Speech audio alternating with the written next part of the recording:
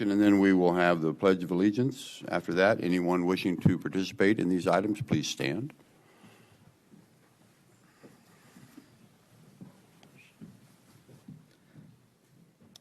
Good morning, supervisors, staff. My name is Pastor Skylar Bernick. I represent Berean Baptist Church from Santan Valley. Thank you for the opportunity to offer the invocation. I invite you to pray with me according to your faith tradition. Our Father in heaven, you have established government as the ministers for good, your ministers. And so now, may your ministers know your will. May our community know your peace and your goodness. Provide us all with wisdom, and provide these people especially with wisdom for the budget, zoning, and planning considerations of today, and for anything else that may come up. God, defend us from the evil one. Indeed, defend our world from the schemes of evil men. We pray for the situation in Ukraine. We pray for just all of the ugliness all around the world, that you would provide peace and healing, that you would help us to live as people who will give an account. God, give this group charity and efficiency as they discuss things.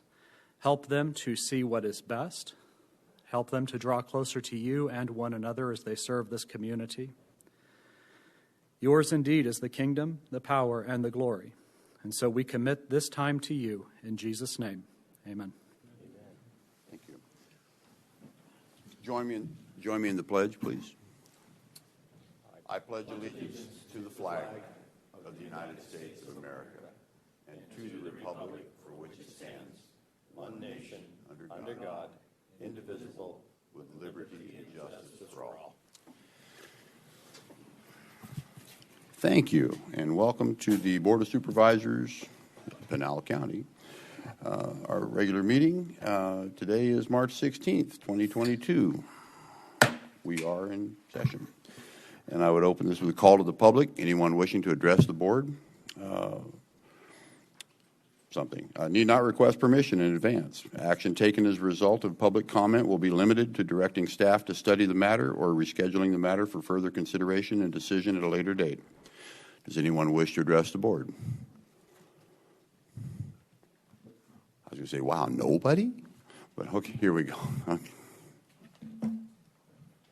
I'm sorry?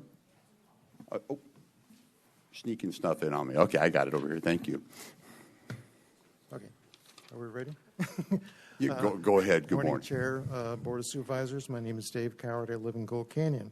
I would like to briefly address several items on the consent agenda that may not get a mention, but we should. There are 9 items on the agenda that show that the Gila River Indian community are donating in total over $1.4 million to help fund a variety of needs within Pinal County, from food pantries, our veterans, public health access, fire rescue efforts, and therapy for those being abused. These gestures of support for residents of Pinal County reflects the culture and values of the GIRC. This generosity deserves our thanks and appreciation and should make us pause and reflect on our own values to ensure that those of us who have enough to make sure that all of us have the resources to live a life free to life, liberty, and the pursuit of happiness. Thank you very much. Thank you very much for bringing that up. And I believe this is Mr. Sabin. How are you today, sir? Good morning, Mr. McClure. I'm doing well. How about you? Good, thank you. Good morning, supervisors. So I spoke here 2 weeks ago about an issue. Please do your name and where you live generally. Pete Sabin, unincorporated Marana. Thank you. Yep. So I spoke here 2 weeks ago about an issue that impacts me personally. Today I'm here to address comments made by other Pinal County residents during the March 2nd meeting. First, my disbelief at the grandstanding regarding issues you are subjected to, as if you have the power to change U.S. immigration policy or bills considered by the Arizona legislature. I apologize, my comments today will be more of the same, but I'm compelled to respond to some blatant falsehoods and mainstream media talking points that were propagated here and subsequently reported in the Florence Blade Tribune. I heard the big lie, fraud it, and voter suppression, saw them reported on as if these things are objective truths. First, the word frauded. That comes from Katie Hobbs and Rachel Maddow, so it's far left. Of course, it's entirely inaccurate. I've been loosely involved with the audit and recently attended an election integrity summit in Phoenix. And I can tell you with polls showing 52% of Americans believing that there was fraud in the 2020 election, we have a serious problem. The first of its kind audit was conducted by highly credentialed individuals in a professional manner that was live streamed to the web via camera 24 hours a day in that facility. I know 2 people who volunteered. When their NDAs expired, they told me all kinds of things about photocopied ballots with perfect machine-filled circles that just had the presidential and U.S. Senate races on them, thousands of those. Maricopa election officials illegally removed files from the EMS the day before the audit. Their failure to comply with legal subpoenas increased the cost of the audit by about 85%. They certainly didn't act like they had nothing to hide. The big lie more accurately describes those who read page 2 of the report that says Biden won by a slightly larger margin. Unfortunately for the truth, the report has many more pages that concluded with the 2020 election should not have been certified after identifying serious problems with more than 700,000 ballots. I don't have time to go into it all, but you can read the report. Considering Liz Harris, she did a volunteer canvassing effort. They identified problems. Things like 75 people registered to vote in an address that was a vacant parking lot. This was clearly a case of electile dysfunction. Finally, let's look at voter suppression. Arizona has an exemption where you can show a utility bill and vote without showing ID. Additionally, mail-in ballots, which was utilized by roughly 70% of the electorate in 2020, also has no ID requirement. Despite 80% of voters supporting voter ID, Arizona effectively has no voter ID requirement. The voter ID issue on the ballot referred by the legislature would fix that. It would also provide a free ID for anyone who can't afford it. One final thought. Considering swing states have unlikely numbers of voters over the age of 100, I would like to see a law requiring dead people to vote in person. Thank you, Mr. Saban. Thank you. Mr. Reck, I believe you are in the queue here.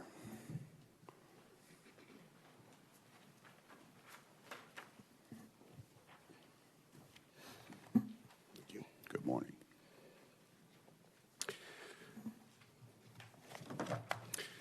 Good morning, Supervisors. I'm Noel Reck from Casa Grande. Happy early St. Patrick's Day, a great day to celebrate the Irish culture, their migration to the United States, their struggles for acceptance, and their many contributions to our nation and the world. First, I'd like to put out a general call to the public to support Ukraine in any way possible in their fight for survival against the autocrat Putin. Likewise, it's imperative to show empathy and compassion for Ukrainian refugees who are being pushed out of their homeland by the ravages of war, some of whom are already here. Might we also use this as a way to reevaluate the way we deal with refugees from other areas of the world and treat them with the same empathy and compassion, irrespective of whether or not they are allowed into the country. Let us let civility rule the day.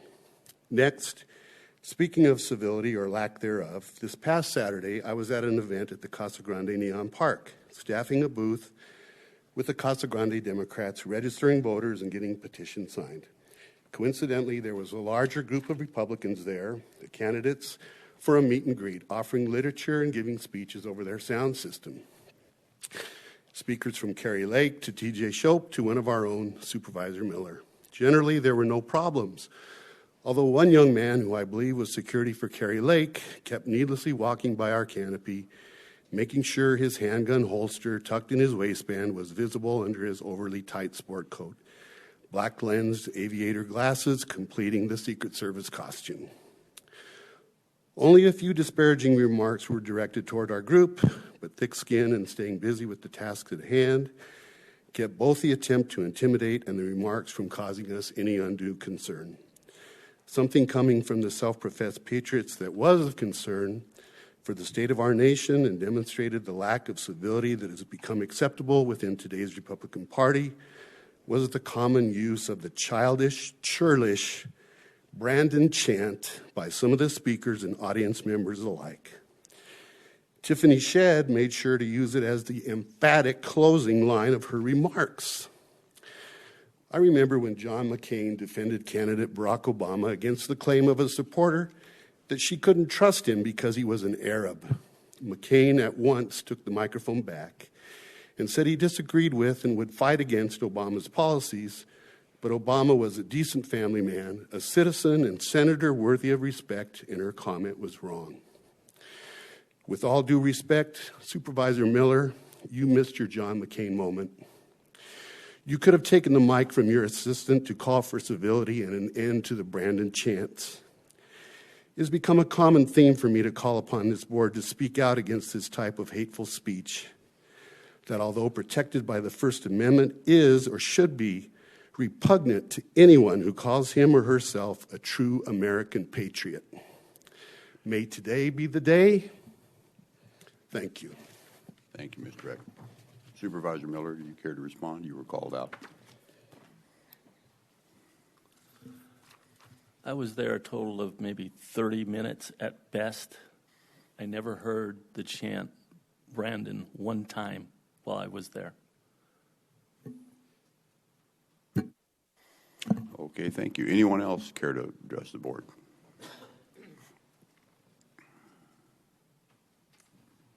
Good morning, Chairman and Supervisors. My name is Jerry Stevenson, and I live in Gold Canyon.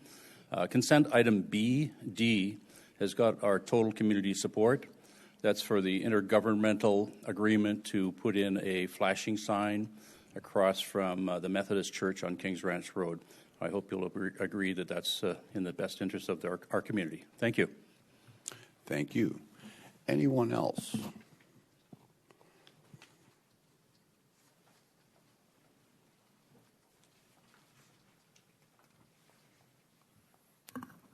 Good morning, Board. Chairman McClure and Vice Chairman Sardi and members of the Board. Tom Bean out of Casa Grande.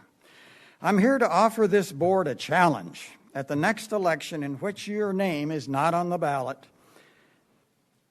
tell the new election director, that would be David Frisk, that you want to help with the election. You can serve at the poll. You can serve at the election office. There are so many boards to be on. I know I've been on most of the boards in the last 30, 35 years. You will appreciate how much effort goes into a fair election, and you won't have crackpots like the guy behind me who still believe that every election is a fake. Ballots are printed by the thousands, little pieces of bamboo hidden in. If you look real hard, you can pull out a chopstick. I'm sorry. I'm very passionate about fair elections. I hope you're passionate enough that you will take my challenge and talk to the election director and tell them, call me when there's a space on a board.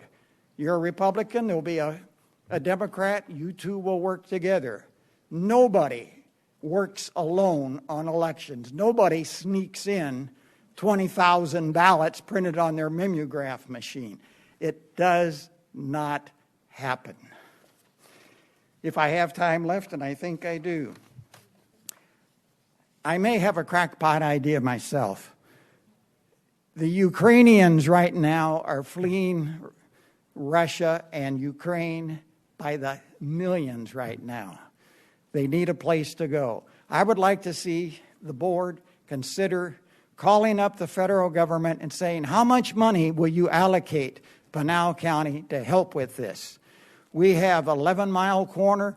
I believe that there are buildings out there and space. Once the fair is over, we have the training center just south of Coolidge. There are many buildings out there boarded up. I don't know the condition of them. Ask the federal government, how much will you give us to renovate those buildings so they are livable? I would like to see Pinal County step forward and do something for these Ukrainians. Thank you so much. Thank you. Anyone else care to address the board? Oh, the tall, dark stranger. Mr. Reveles. Not, you weren't the tall, dark stranger. It was the guy behind you. Thank you, Mr. Chairman. As you'll notice, I try to be courteous and not rush up to the microphone during call to the public and be the first, because I love the opportunity for every citizen to come before our legislators on any topic, including those topics with which I disagree. But I'll take a note from the invocation, trying to bring peace and healing to these meetings. I'm a native Arizonan. I've been through a lot as approaching my 90th birthday. And I've seen the challenges to Arizona politically, socially, economically, being born during the Depression in a copper mining community where I was subjected to insulting treatment, not once in a while, but every day of my youth, in a segregated environment, totally segregated environment, where immigrant bashing was the common theme that sadly continues today.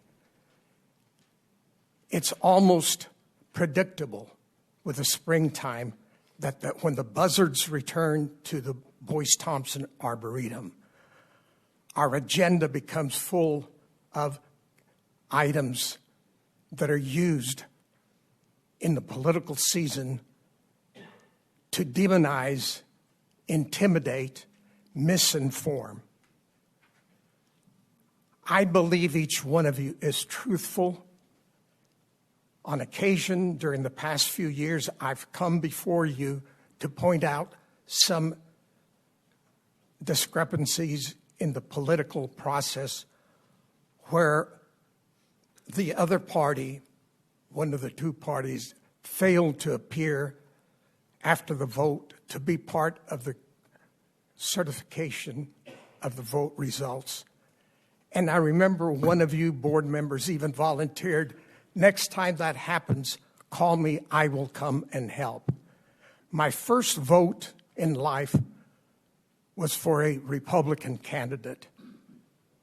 I've worked in the Congress with both Republican and Democratic members of Congress. And so it pains me to see here again that one of the law enforcement departments, the past two, the past one and the present one, come before you to use taxpayer funds as part of the whipping up process to encourage the idea, as was contained in one of your consent items, that there are emergency funds that have to be used to control criminal activities by people coming across the border. My forebears lived in this nation before the border crossed them under the force of arms. My forebears welcomed Mormons when they were escaping prejudice and sought refuge in Chihuahua, where my grandfather welcomed the Romney family at Colonia Duvlan, which might be familiar to some of you. So please, let's bring peace and healing to the process. Thank you, sir. Sheriff Lamb. Sheriff Lamb, Pinal County. I'm going to take a John McCain moment. You owe this man an apology for coming up here and calling him crackpot.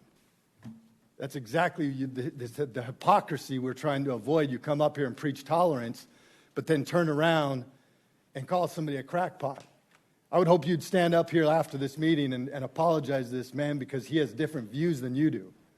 I agree, we've got to come together as Americans, but complaining about a Let's Go Brandon chant when it was all too cute and fun to say F Donald Trump over the last 4 years is hypocrisy. How about we just not get our feelings hurt and we allow people to use their First Amendment the way they want to, and if we don't like it, we can vote them out. But at this point, I just wanted to get up here and take a John McCain moment that just says right after you just got through saying something, you get up here and you call somebody a crackpot, totally unacceptable, and I hope you issue an apology.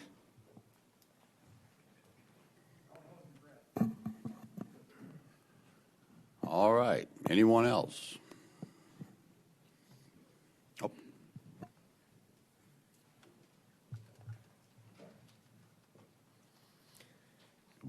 Good morning, Chairman McClure, Vice Chairman, members of the board. My name is Luke Myers from Coolidge. When the maternity hospital in Ukraine was bombed and the pregnant woman and her baby died, the news media reported it as the woman and her baby. The media was honest. They got it right. Not a fetus, not tissue, not a clump of cells, but a baby. A candid moment for a media that reflected the spirit of the age, the zeitgeist in both Russia and Ukraine. Both of these countries have led the world in abortion and population control. To the tune of 6 million people lost in Ukraine since 93 and 4 million in Russia since 1995. The president of Ukraine spoke in favor of expanding abortion rights in 2019. He was responding to the policy of Poland, was proud that as a nation, Ukraine would stay far left of center on the issue of abortion. Both of these countries chose to adopt the culture of death before the bombing began. If a nation take the lives of its most innocent, it is neither a logical nor philosophical stretch to take the lives of its neighbors. So a word to the wise from the Apostle Paul, Galatians 6, verse 7, "Be not deceived, God is not mocked, for whatever a man soweth, that shall he also reap." So that which applies individually, we see also throughout history applying to nations as well. I am optimistic that God may be pleased to use the reality of war to make our world and us too more honest about the issues of life. Chairman McClure. Thank you very much, Mr. Myers. Anyone else care to address the board? Okay, seeing none, we will move on. Let's see, we have a public hearing required by ARS Section 11-391 on a proposal to incur long-term financing obligation to fund all or a portion of the county's unfunded liabilities with respect to the Arizona State Retirement System. Analysis of need and use of long-term financing to be presented to the board. I believe, let's see, Mr. Reeder, are you, I saw you someplace. There you are, sir.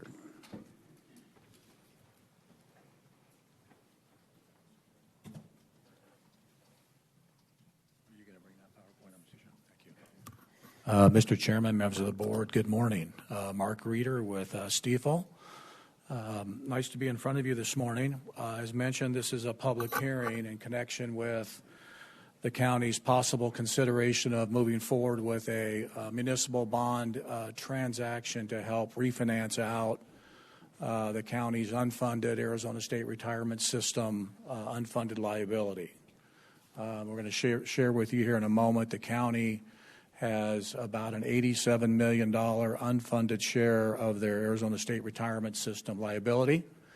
And in working with Arizona State Retirement System, they're introducing a program that would allow the county to potentially refinance that out of significant budgetary savings to the county. So I just kind of wanted to share with you briefly a little bit about that program. I've had the privilege of working with the county on your municipal bond transactions for many years, and as you know, pursuant to state statute, we're required to initially have a public hearing, and that's what the purpose of this presentation is, obviously. So I'm going to walk you through this real quick. This just shows you the 11-391 public hearing requirements that we've complied with here. This is out of the county's 2020 audit. In the footnotes in the long-term debt section of your audit, your Arizona State Retirement System unfunded liability is incorporated into your audit, similar to your police and fire public safety unfunded retirement, which you've already addressed. So as you can see here in 2020, last year, the last audit, your unfunded liability was about $98,950,000. The good news is because the Arizona State Retirement System had a good year, and their investment returns is down to about $87 million this year is the current number we have. So that's obviously very, very good news for us, for the county. Relative to the public policy objectives, on the $87 million unfunded liability that you have right now, I think as you are aware, the county pays a 7% accrual interest rate on that unfunded balance. And so the purpose of this program is to issue some bonds that we'll share with you here in a moment at a lower interest rate. And you can see here we're coming up with some potential savings to the county budget of about $26 million. Bear with us on that, and a present value savings somewhere around $17.2 million. So we wanted to kind of give you that background in terms of this potential opportunity that we're working on together. The statute requires us, when we have our hearings, to outline other available options if the county wanted to address the unfunded liability, the $87 million. Of course, the county could fund that with cash, which most of our counties aren't doing because they don't really have that amount of cash available to fund the $87 million. We could, under statute, issue kind of a lease purchase, what we call certificates of participation, which are a more expensive alternative for our counties. So we're not recommending that. The county could always have a property tax election to address the unfunded liability. We don't think that's the direction that staff or the board wants to go. And really the final option is what we call an excise tax revenue bond option, which I'm going to share with you here in a moment, which the county has done previously. So those really are 4 options. I guess the 5th one is we don't do anything at all. Okay, so just to give the board a background, I know we have a few new board members since I was here last. Wanted to share with you quickly here. When our counties across the state do some form of an obligation like this, it's common for them to pledge a lot of their general fund revenues. It's a way to get very, very strong credit ratings.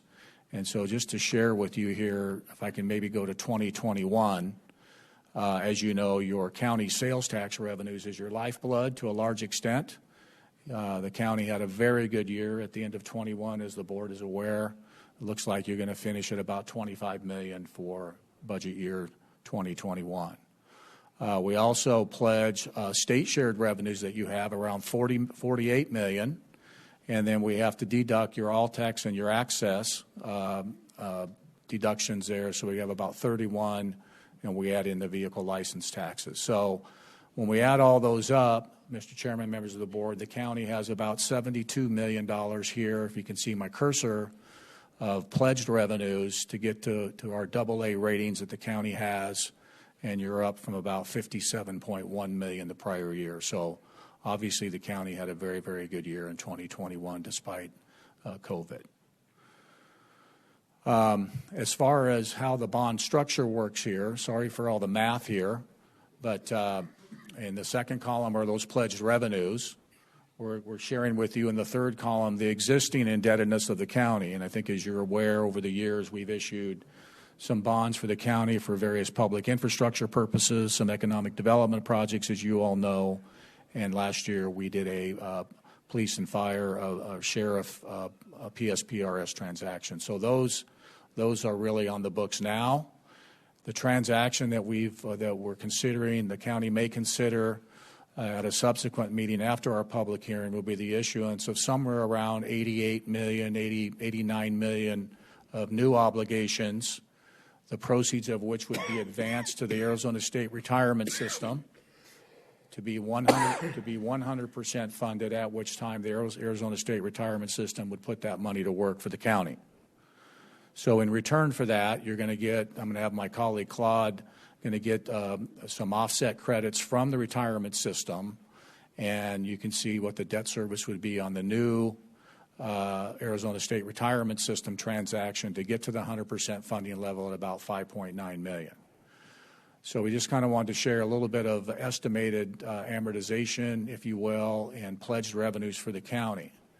Obviously, the county may have additional needs in the future beyond this transaction as a growing county, but the county has a significant amount of additional borrowing capacity in the future should that be needed in the county. So I just wanted to kind of share with you the news in terms of additional revenue bonding capacity for the future if it's ever needed.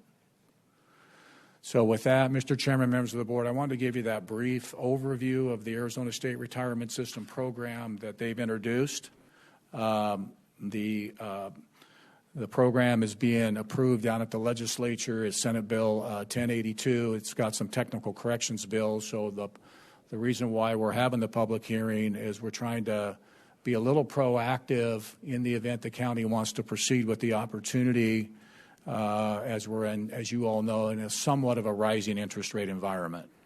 And so in talking to staff, they've asked us to, on a parallel track, move forward and take advantage of this potential opportunity as it's being solidified at the legislature over the next 2 or 3 weeks, what have you, and also be in a position to move forward faster in the event the interest rate market continues to rise on us. So we're here really to be kind of more proactive on this, and we have to go through the public hearing process. Mr. Reader, So, excuse me, Supervisor Miller has a question. Yes, Mr. Miller.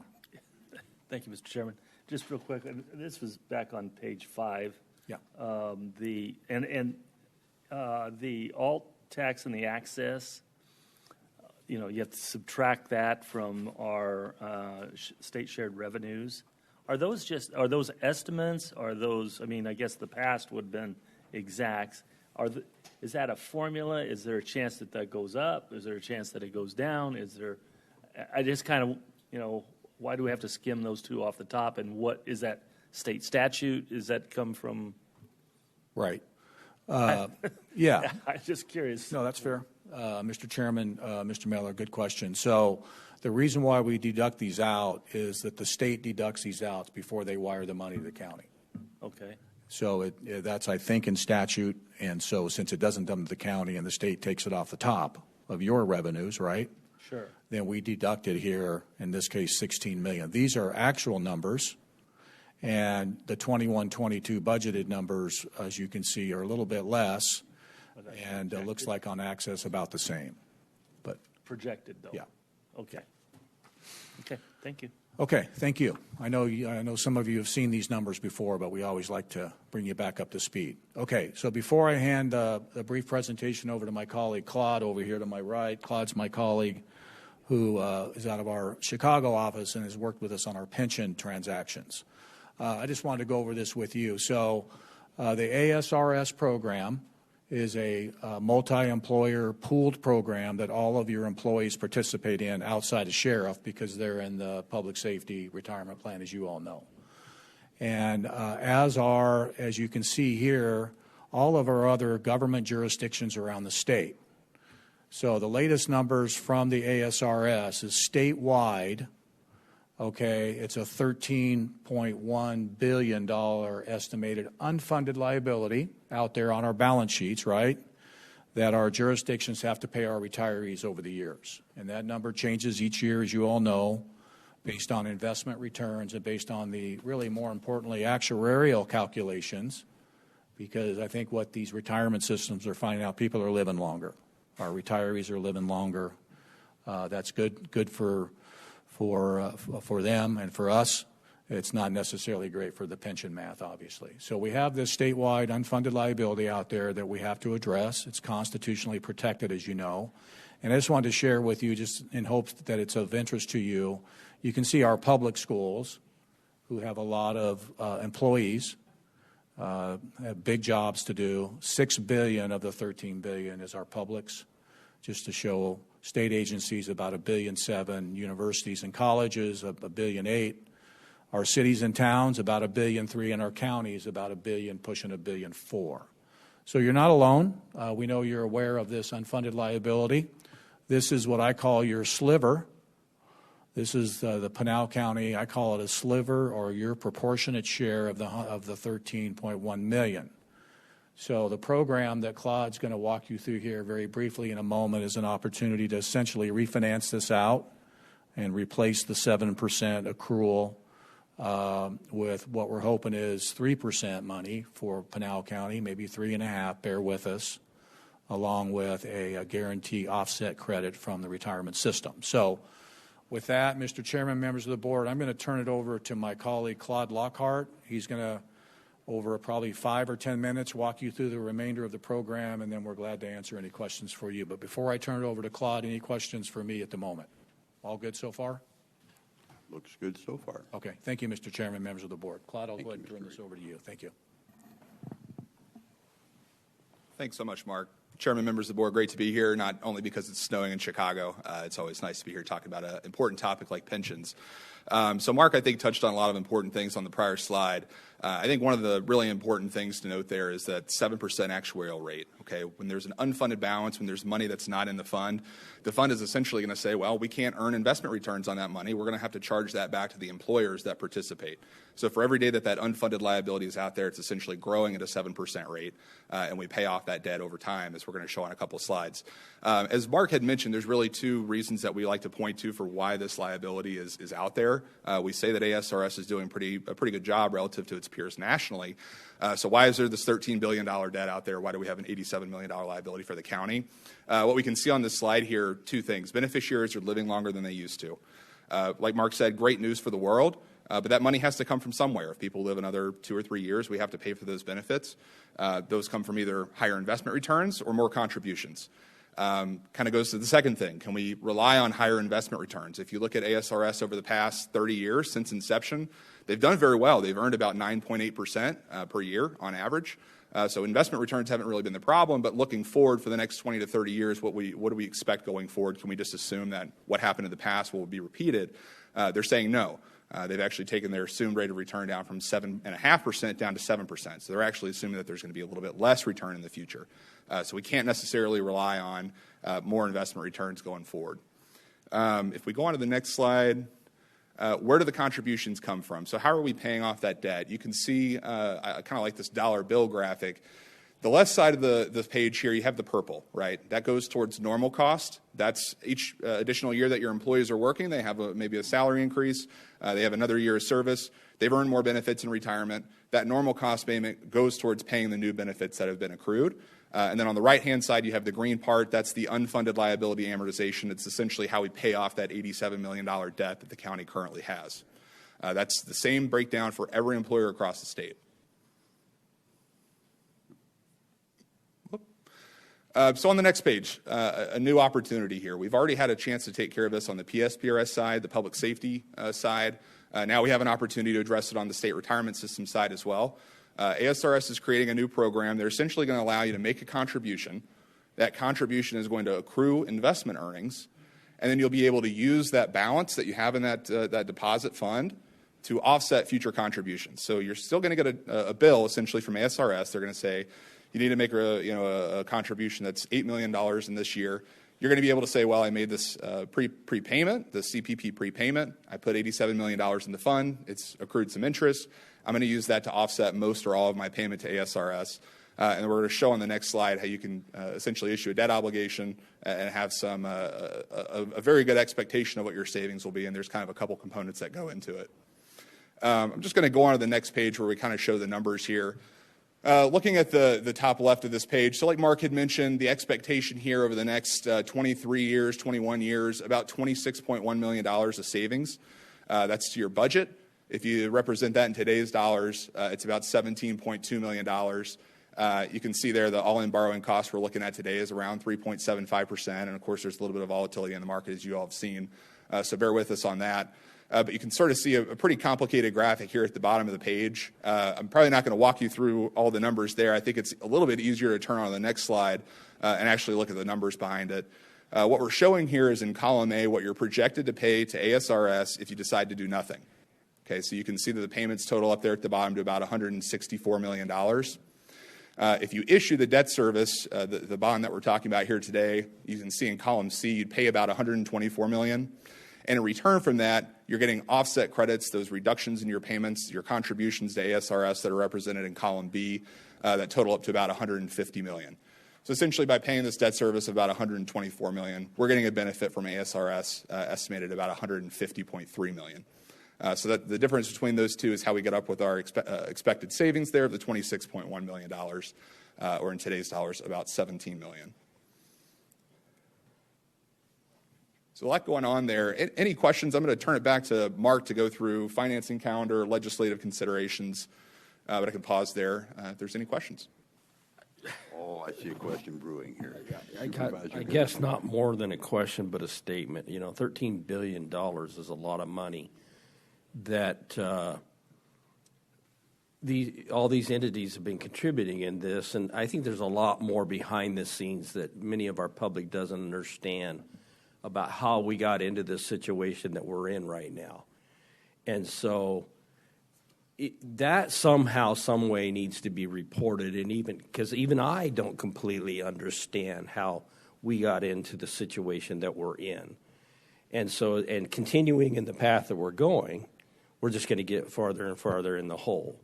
And so with the presentation and what we've done in the past, what this board has done in the past, it did save the county a lot of money in the long haul of everything. But I really believe somebody really needs to let the public know how this really came about, because there's a lot of decisions that were made legislatively that really put us in the hole that we're in. So dig deeper into that for those of you as citizens. I know we don't have a lot of time to get into it now, but bottom line is the public needs to know why we're having this discussion today. Thank you. Thank you, Supervisor Goodman. Thank you. Anything else? Nothing for me. I'm going to turn it back to Mr. Reeder. Thank you, Mr. Chairman, supervisors. Mark, do you want to talk about timeline? Okay. Thank you, Claude. Mr. Chairman, members, I hope that was helpful. We understand, Mr. Goodman, your frustration with regard to the unfunded pension liabilities, not only in Arizona, of course, across the country. And we addressed it here with PSPRS for the county, and then this is another opportunity, as you know, to hopefully lower that amount and give you that budgetary savings there in the green. So that really concludes our presentation, unless there's any other questions from the board. In terms of the process moving forward, obviously no decisions are being made today. The legislature is approving a technical corrections amendment that is allowing this ASRS program to move forward. So we're working through that over the next really couple of weeks, next 30 days. There is a possibility the legislature will approve this with an emergency clause, potentially, which would then allow us to move forward expeditiously. So as we go through that sausage-making process, for lack of a better term, the next 30 days, we'll keep staff informed. And then our next step with Pinal County, if there's continued interest in the program, we'll come back to you with a resolution like we have in the past, and that would authorize us to move forward working with staff towards the execution of the transaction. So we have some time, and that's kind of our next steps. So Mr. Miller has a question. Yes. He does. Thank you. Thank you, Mr. Chairman. Do you know the bill number, the legislate, and where it is in the process up there at the state capitol by chance? It is Senate Bill 1082. 1082? Yeah, and Mr. Chairman, Mr. Miller, it's my understanding the hearings are ongoing with technical corrections bill. Of course, the K-12, the public schools, of course, are very interested in this opportunity because of their significant liabilities, right? Right. And so they're kind of in the middle of it on the public school side. So we're trying to mesh those two together so that we can get the bill, approved down there. So I hope that answers your question. Yeah, it does. I want Yes, to sir. make sure that Yes, Steve. we have, we get people out to support it, to log on and give it some support at the state legislature. I remember it was supposed to be going forward.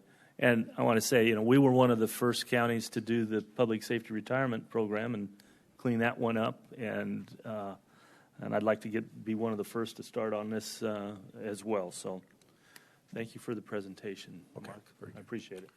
Thank you, Mr. Reeder. Thank you, Appreciate it. Mr. Chairman, members of the board. And this item has a public hearing aspect to it, so I will open the public hearing. Does anyone care to speak to this item? Oh, there we go. Good morning, everybody. Please Chairman, state your name and board members. I want to thank Mr. Goodman here for questioning how we came to this point with this debt. And people need to be educated about this.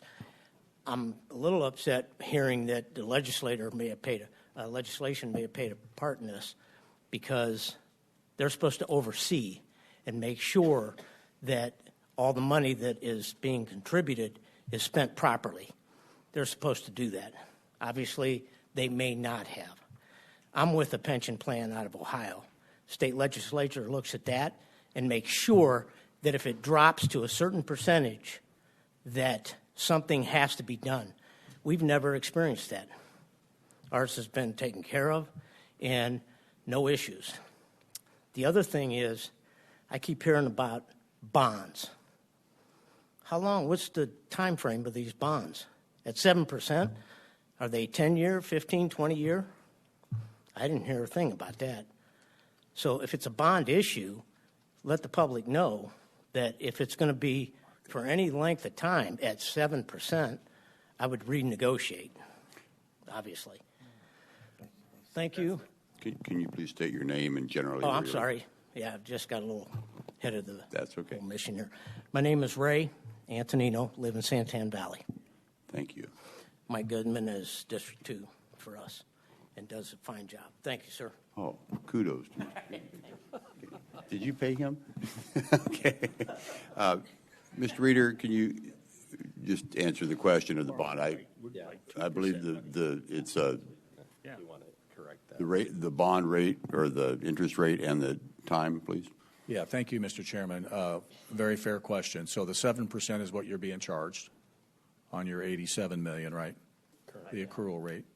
Yeah. Okay, so if we do the program similar to how we did the PSPRS, if you remember, the county will go out and issue its own bonds. You're a AA rated county. And as Claude mentioned, we're estimating that to be, bear with us on this, because now we not only have this inflationary situation in our country, we now have the Ukrainian-Russian conflict situation, unfortunate situation that's also having an impact. Fair? Because our credit spreads are widening when you're in a war. So we're dealing with some market volatility, so bear with us. So we're thinking in the 372 range at the moment. We're going to update this for you, of course, as this market changes. So I think that answers the gentleman's question. And we would sell bonds for each maturity, probably start out at 1%, right? And then we go to 2%, and then we go to 2.2%, right, for each maturity. And out longer, we'd be up more in the higher end. So on average, we're thinking when we did this a few weeks ago, it was 370 money. So we'll keep you posted. I hope that answers the gentleman's question. We're not selling them at 7%. Well, I keep seeing 7%. That's why. Yeah, that's what. This is the county's what we borrowing pay rate presently. there. We're paying now. This 7% here that Claude mentioned over here is the accrual rate. See this right here? This is the accrual rate on the unfunded $87 million. That's what the county's being charged, and we want to try to lower that. Go ahead, Claude. Yeah, I just figured I'd step in. So the 7% is the accrual rate that you're paying right now to ASRS. Right. So for every year that ASRS can't earn 7%, they're telling the employers, you have to chip in and make up for the fact that we didn't have the money in the fund and earn the 7%. So the idea here is to replace that debt that's currently with ASRS, give them the money so they can invest in and earn investment returns assumed at 7%, and we only have to pay about 3.75 to 4% on the debt that the county issues. What's the term of these agreements, though? What's the time frame? Yeah, certainly. To stay at 7% or 20 years, isn't it? It's about 20 years. 20-year bond. Yes, Chairman. So even at 15, if you wanted to pay that off, whatever remaining amount. Can you step to the mic?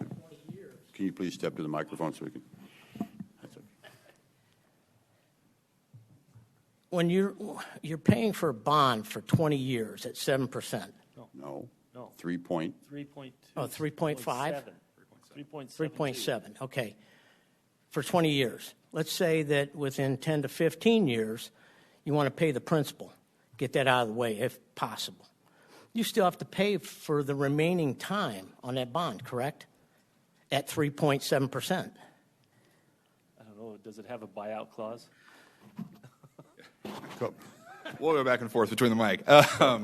So I guess it does have a buyout clause. We call it an optional redemption provision. Typically, investors require 10 years of par call protection. So essentially, once we issue a bond, investors want to have 10 years where they're going to receive their interest and principal payments. And then at 10 years, we can typically say we want to refund these bonds. You can either, let's say that you have cash, you could pay it off with cash. If you have an opportunity to issue a new bond with a lower interest rate, you can achieve some savings there. But I think what I would point to is if you look at the screen, the red line sort of shows what you're projected to pay to ASRS if you continue along without doing anything. That sort of represents that 7% interest rate that they're charging you essentially on the debt each year. And what we're trying to do is replace that with debt service that's shown in the blue there, the blue bars. Okay, so I know there's a lot going on with this graph, but essentially that's what we're trying to accomplish as part of this financing, very similar to what we did with ASRS. But essentially what we're doing is we're issuing a 21-year bond. You can see the final maturity is 8/1 of 2042, and the idea is that that matches the amortization of your current payments to ASRS, which is something that we do for the rating agencies and investors. That's what they like to see in terms of an issue that's replacing an existing liability on your balance sheet. Hopefully that's helpful. Does that help, sir? He explained it. Thank you. Okay. I do have one other question. It may seem small or minuscule, but a gentleman mentioned about people living longer, the recipients of ASRS. They're living longer. What happens to the pension for those that passed away? Is it similar to what Social Security does? They put it into a different account for people that paid in for 10, 15, 20, 30 years of service? What happens to that money for those that pass away, the public employees? That's a great question. Who can answer that? Who would like to answer? Oh, there he is. I don't work for ASRS, so you're testing my knowledge. Mr. Chairman, members of the board. So ASRS, yeah, benefits would then go to the spouse of the person, and then if there's children under the age of 18, my understanding is that children receive some of those benefits as well. Right. So it does go on to the next person, but it is... Those that don't have a spouse and children. It's a great question. I don't have a question. I don't have an answer for that question. But friends in the last year passed away. Can you please step to the mic, sir? Please. I know we're recording, so you need to. Oh, I'm sorry. Yeah, there was 8 people that I worked with in Ohio that passed away last year and didn't have spouses, didn't have kids. What happens to that money? I mean, it's a substantial amount, especially if they had 30-plus years of service. So if you're going to mention, people living longer, please give them the other part of it as well.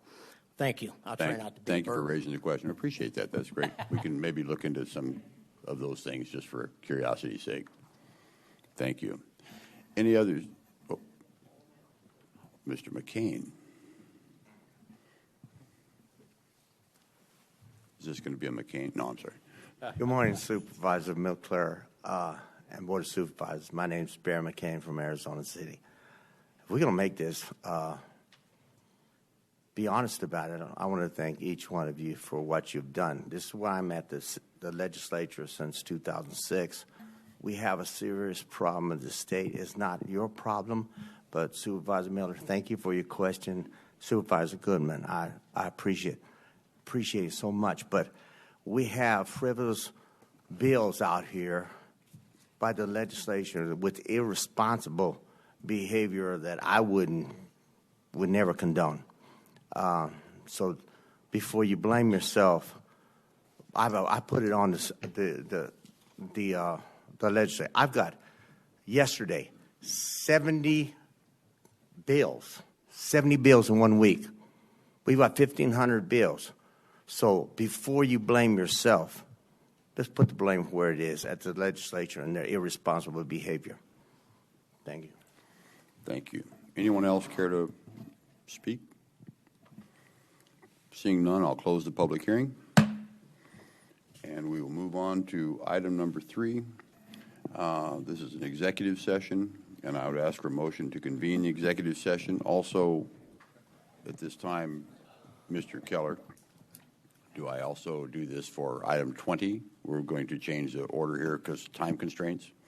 Yes, Mr. Chairman. We've been asked by the Treasurer's Office, who has another commitment this morning, if that item number 20, which was an executive session, could also be moved up, so he could accommodate his schedule. So it's, the Chairman's prerogative.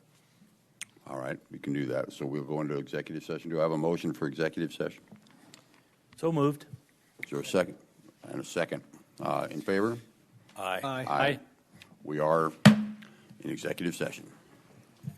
Get out of exec session. No. That one. Chair, you can just recess the executive session. Oh, that's true. Okay. Then I shall recess the executive session. That's easy enough. Oh, yes. I see that now. So we're going to move item 21 up to the front here real quick. And that is a discussion, approval, disapproval of the Pinal County Treasurer request for approval by the Pinal County Board of Supervisors per ARS 11-419 to hire a candidate for the Chief Deputy Treasurer position. Mr. McCord. Chairman, Supervisors, yes, my Chief Deputy has decided after 18 years of service to the county that it's time to retire and enjoy a COVID-free lifestyle. She's not going to get her 20-year certificate if she does that. She's not, which is sad, but I can understand her desire to want to move on and to retire. And we found a great candidate internally within Pinal County, and we'd like to move forward with that appointment of Kelly Monroe. Okay, thank you. So do I have a motion for this item? Or I'm sorry, do I have a comment? No. I'll make the motion, but do we need to add the salary amount? No? Okay, all right. Okay. I'd like to make a motion, Mr. Chair. The salary information is not attached to the actual agenda item, so if we are going to be voting on the salary, then we would need to include the salary into the motion. Okay. Randy? Time out. Oh, okay. So can you give me the dollar amount? Yes, sir. Randy Tracy with Human Resources. It's $88,230. $88,230. Okay. See if I can remember that. Okay. Time in. Okay. Mr. Chair, I'd like to make a motion that we approve item number 21 as presented, as well as add the salary at $88,230. Second. We have a motion and a second. Those in favor? Aye. Aye. Opposed? Hearing none, motion passes. Thank you very much. Thank you, Mr. McCord.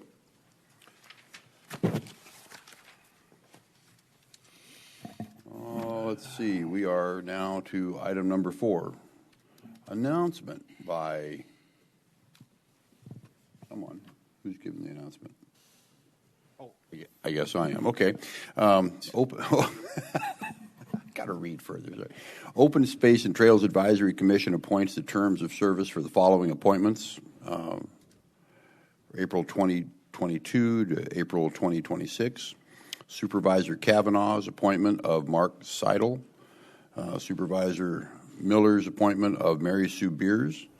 And Supervisor Jeff McClure's reappointment of Daniel Frank to the Open Space and Trails Advisory Commission. Let's see. Anybody have any questions? Supervisor Kavanaugh, do you have any questions? I do not. Okay, thank you. So this is just an announcement. There's no. Okay. There's no motion. All right, nothing to do. Okay. No action. Item number 5 then. Discussion, approval, disapproval of a proclamation identifying April as Fair Housing Month to be read into the record by Angie Sauceda. I believe I said, did I say your name correctly? Sauceda, yes. Thank you. Good morning, Chairman and members of the board. My name is Angie Sauceda. I'm with the Housing Department as the Operations Manager. I will be reading the Fair Housing Proclamation of April for 2022.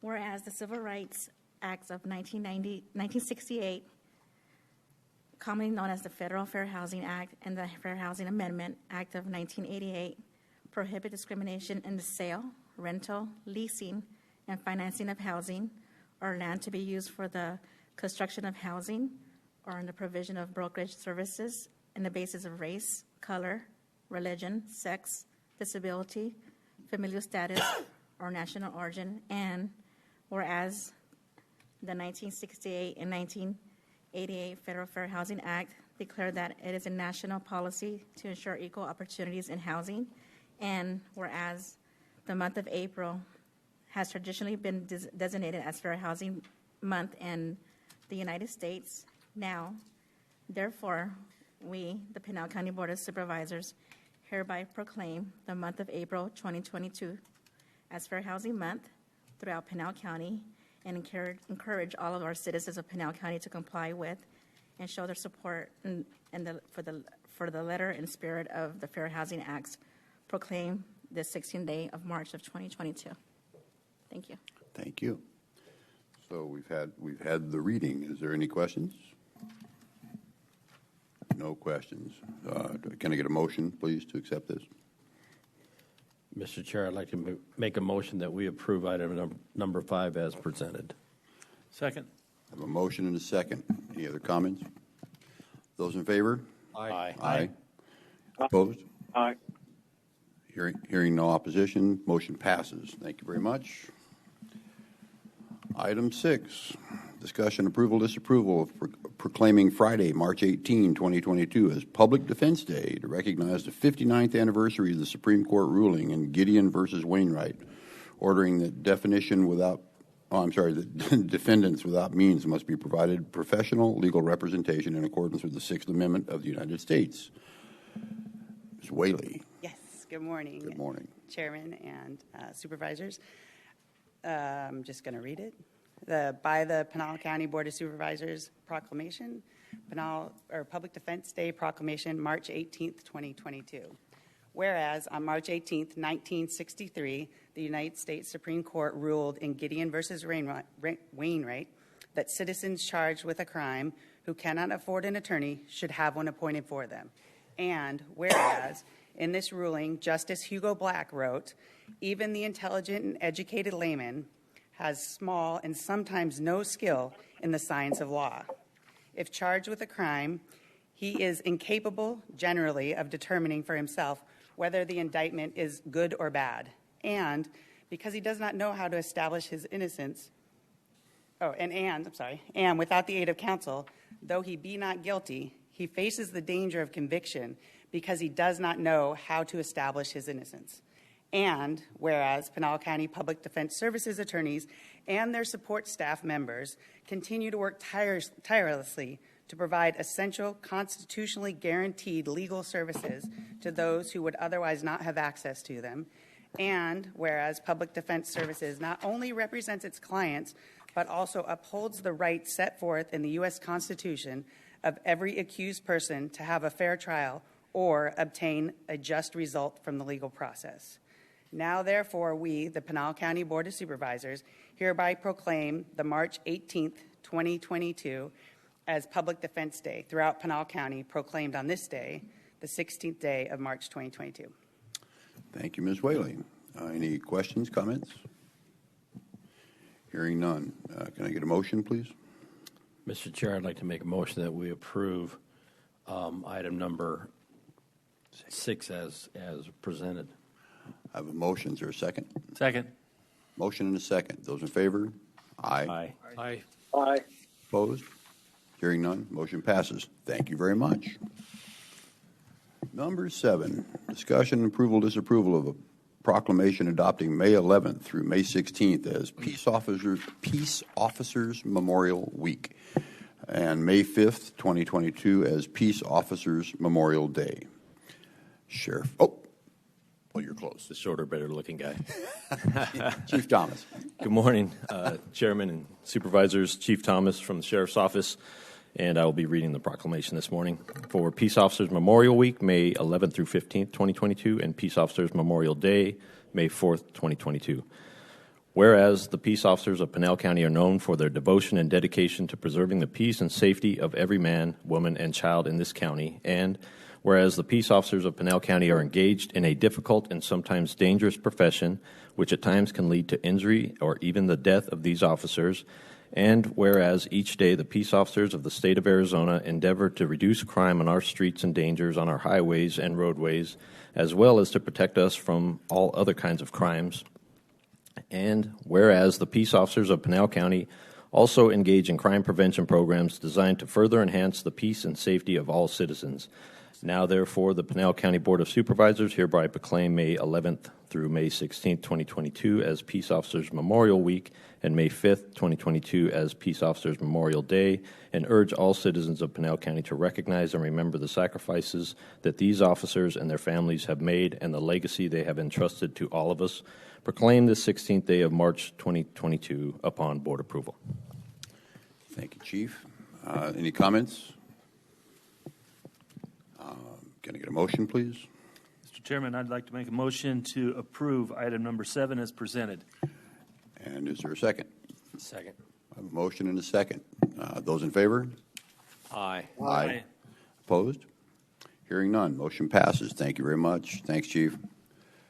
Item 8, presentation of certificates of service to employees for 20 years. Mr. Liu. Mr. Chairman, thank you, and that's a great segue for us to honor our peace officers. We have 2 employees this morning that we'd like to honor. The first is Mr. Abelino Porras with the Sheriff's Office, who started with us in 1999 as a detention officer. He has served as a deputy sheriff, a corporal, a sergeant, and an investigator, and is currently in the position as deputy sheriff. So thank you and congratulations, Mr. Bush. Thank you. Chief, you coming up?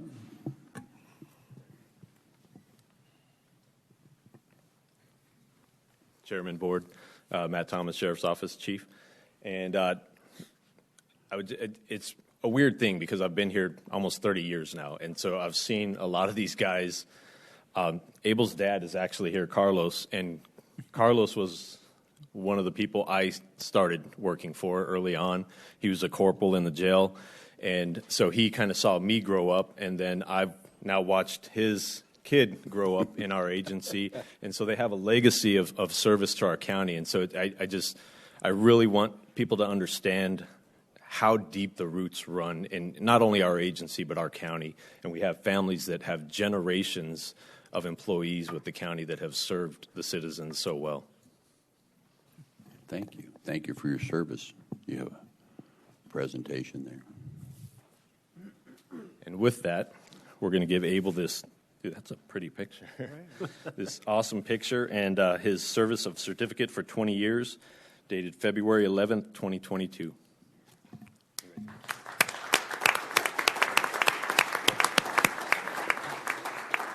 Thank you. Are we doing pictures? We got one more and then the more, picture. okay.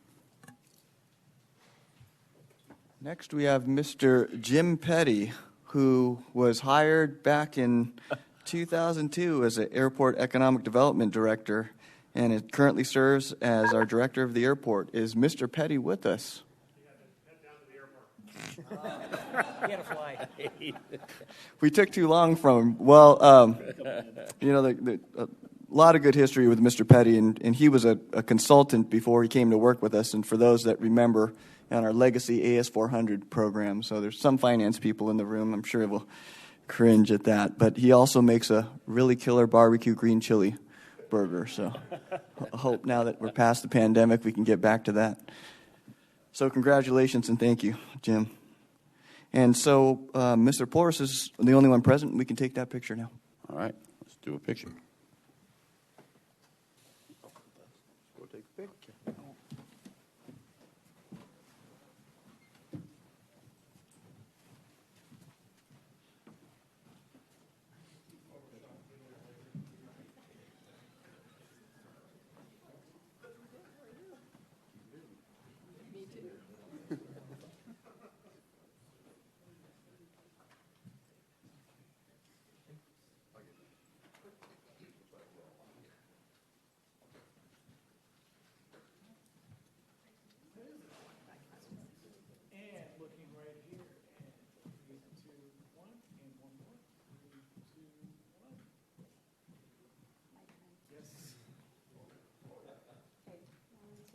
cheese.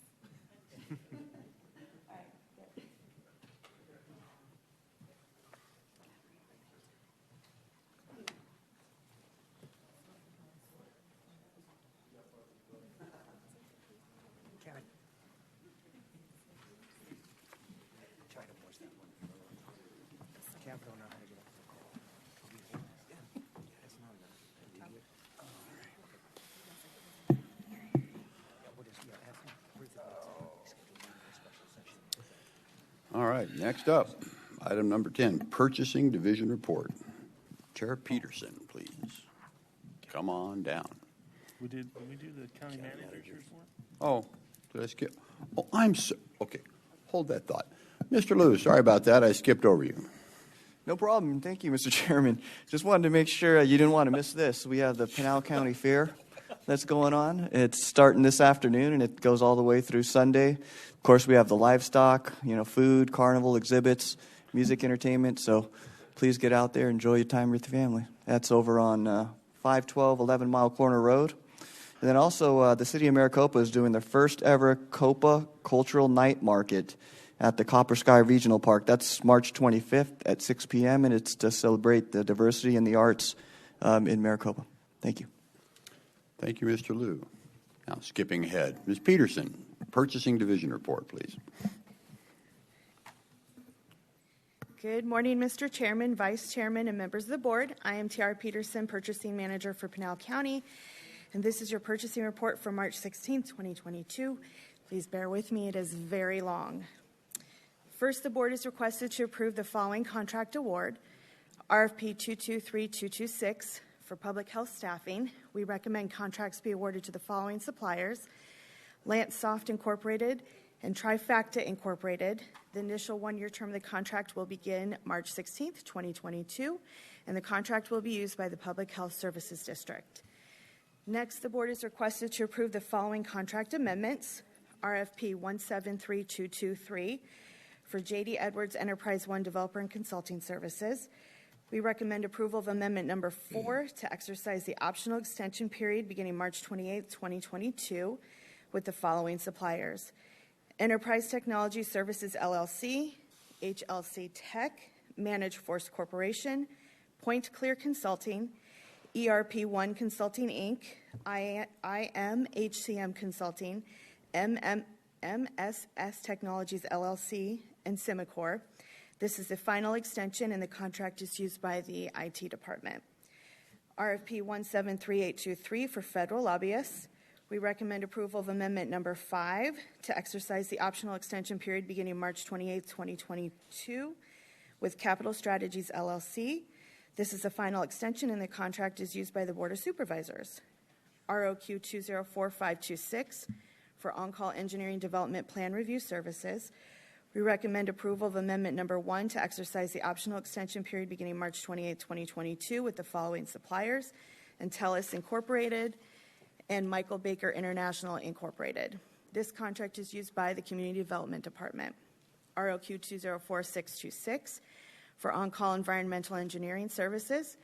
We recommend approval of amendment number 1 to exercise the optional extension beginning March 28, 2022 with the following suppliers: Hydro Geochem Inc. and Westland Resources Inc. This contract is used by the Community Development, Facilities, and Public Works Departments. ROQ 204726 for on-call facilities assessment and retro commissioning services. We recommend approval of amendment number 1 to exercise the optional extension period from March 28, 2022 through March 27, 2023 with GLHN Architects and Engineering Incorporated and Kitchell CEM Inc. This contract is used by the Facilities Department. ROQ 204826, on-call general airport services. We recommend approval of amendment number 1 to exercise the optional extension period beginning March 28, 2022 with Armstrong Consultants, Inc., Dibble Engineering, Strand Associates, Inc., and Trace Consulting, LLC. This contract is used by the Public Works Department.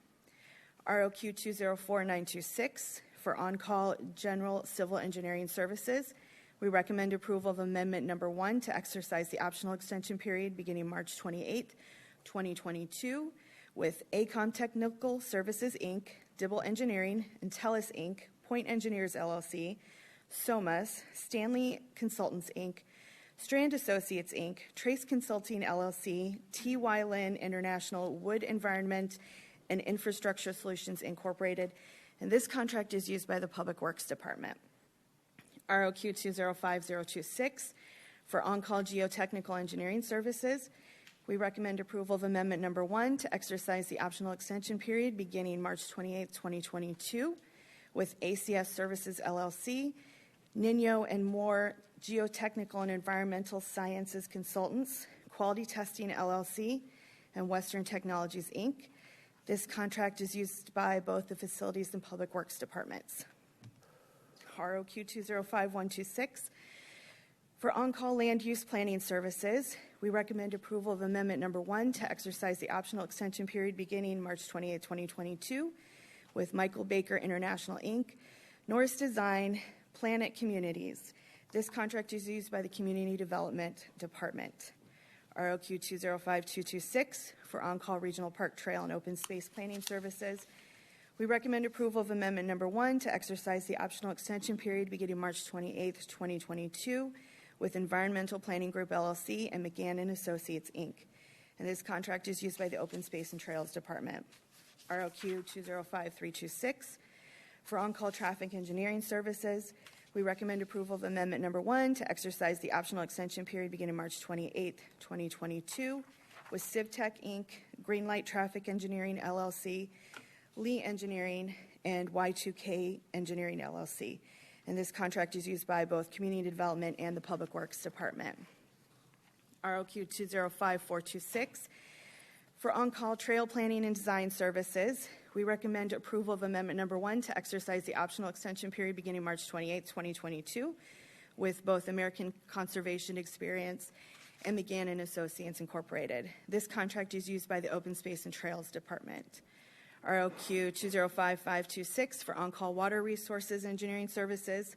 We recommend approval of Amendment Number 1 to exercise the optional extension period from March 28, 2022 through March 27, 2023 with the following suppliers: ACOM Technical Services, Inc., Atkins North America, Inc., Consort Engineers, LLC, Intellis, Inc., HDR Engineering, SOMAS, Stanley Consultants, Inc., West Consultants, Inc., Wilson and Company, Inc., Engineers and Architects, GE Fuller Hydrology and Germophology, Inc., Wood Environment and Infrastructure Solutions, and this contract is used by the Public Works Department.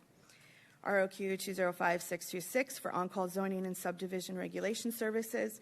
We recommend approval of Amendment Number 1 to exercise the optional extension period beginning March 28, 2022 with Matrix Design Group and Michael Baker International, Inc. This contract is used by the Community Development Department. ROQ 205826 for on-call archaeological and environmental services. We recommend approval of Amendment Number 1 to exercise the optional extension period from March 28, 2022 through March 27, 2023 with Commonwealth Heritage Group, Inc., Desert Archaeology, Hilgart Wilson, LLC, and SWCA Environmental Consultants, and this contract is used by the Public Works Department. ROQ 205926 for on-call transportation planning services. We recommend approval of Amendment Number 1 to exercise the optional extension period beginning March 28, 2022 with ACOM Technical Services, Inc., Dibble Engineering, Michael Baker International, Inc., Wilson and Company, Inc., Engineers and Architects, and this contract is used by both Community Development and the Public Works Department. Next, the board is requested to approve the following change orders per Pinal County Procurement Code, Section PC 1-502, governing change orders that exceed minimum thresholds. For PO 245198, for the change amount of $255,198.92, for a new total of $632,198.92, with Dibble Engineering for SR 24 and Arizona Parkway project. And this is used by Public Works Department. And lastly, the board is hereby notified of the following cooperative purchases made. PO 246807 in the amount of $102,127.97 with Electronic Security Concepts, LLC, for security and protection systems, and that PO is used by the Sheriff's Department. And finally, PO 246812 in the amount of $244,004.38 with WIST for office furniture and installation with the clerk of the court. And that concludes your purchasing division report for March 16th, 2022. That was great. On one breath, you did that whole thing. Thank you very much. Okay, so can I get are there any questions? By the way, Supervisor Kavanaugh is no longer on the line, so he's off someplace. So, all right, so we have a, whatever. Do I have a motion, please? Mr. Chairman, I make a motion to approve the purchasing division report as for March 16th, 2022, as presented. Okay, is there a second? Second. Motion and a second. Those in favor? Aye. Aye. Opposed? Hearing none, motion passes. Thank you very much. Thank you, Ms. Peterson. Thank you. Next, we have consent items. All items indicated by an asterisk will be handled by a single vote as part of the consent agenda unless a board member, county manager, or member of the public objects at the time the agenda item is called. Are there any items? First of all, I have one item to be pulled, BE by James Allen, building inspector. Are there any other items that anyone cares to pull? None? Anyone? Okay. So can I get a motion for? I'm sorry, Mr. Revelis. Consent item B and B as in Baker and as in Naples. BN. Okay. BN.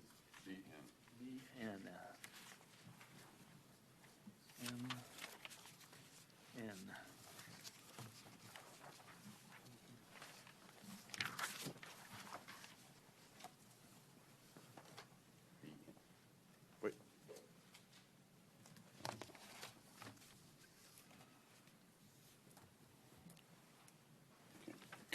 All right. So do I have a motion for approval of A through BU minus BE and BN? Mr. Chairman, I'll make a motion to approve the consent agendas A through BU minus BE and BN as presented. Okay, thank you. Do I have a motion? Second. Second. Motion and a second. Those in favor? Aye. Aye. Opposed? Hearing none, motion passes. Mr. Allen, are you here? That Allen. Not. There we go. Good morning, Mr. Chairman, members of the board. My name's Alan Quist. I am a deputy county attorney with the county attorney's office, and I am accompanied today by Jim Allen. He's the county's building official. In regards to item BE, the Country Thunder special event permit that's before the board today, county staff did have some concerns about sufficient water being available for firefighting purposes at the event. The county's special event committee drafted an additional stipulation to include in today's permit that addresses those concerns to the satisfaction of our building official, our fire official, Mr. Jim Allen. The applicant has been notified of this additional stipulation, and the applicant's representative has agreed to accommodate it for the upcoming event. The stipulation reads as follows for the record. Applicant shall provide the county's building official with an acceptable fire protection plan that demonstrates an adequate water supply of no less than 60,000 gallons divided between at least 2 separate fire apparatus accessible locations that are dedicated exclusively for fire suppression and are in place and fully operational by no later than 2 p.m. Tuesday, April 5th, 2022. The fire protection plan shall further demonstrate adequate means and connectivity for providing this water to fire equipment.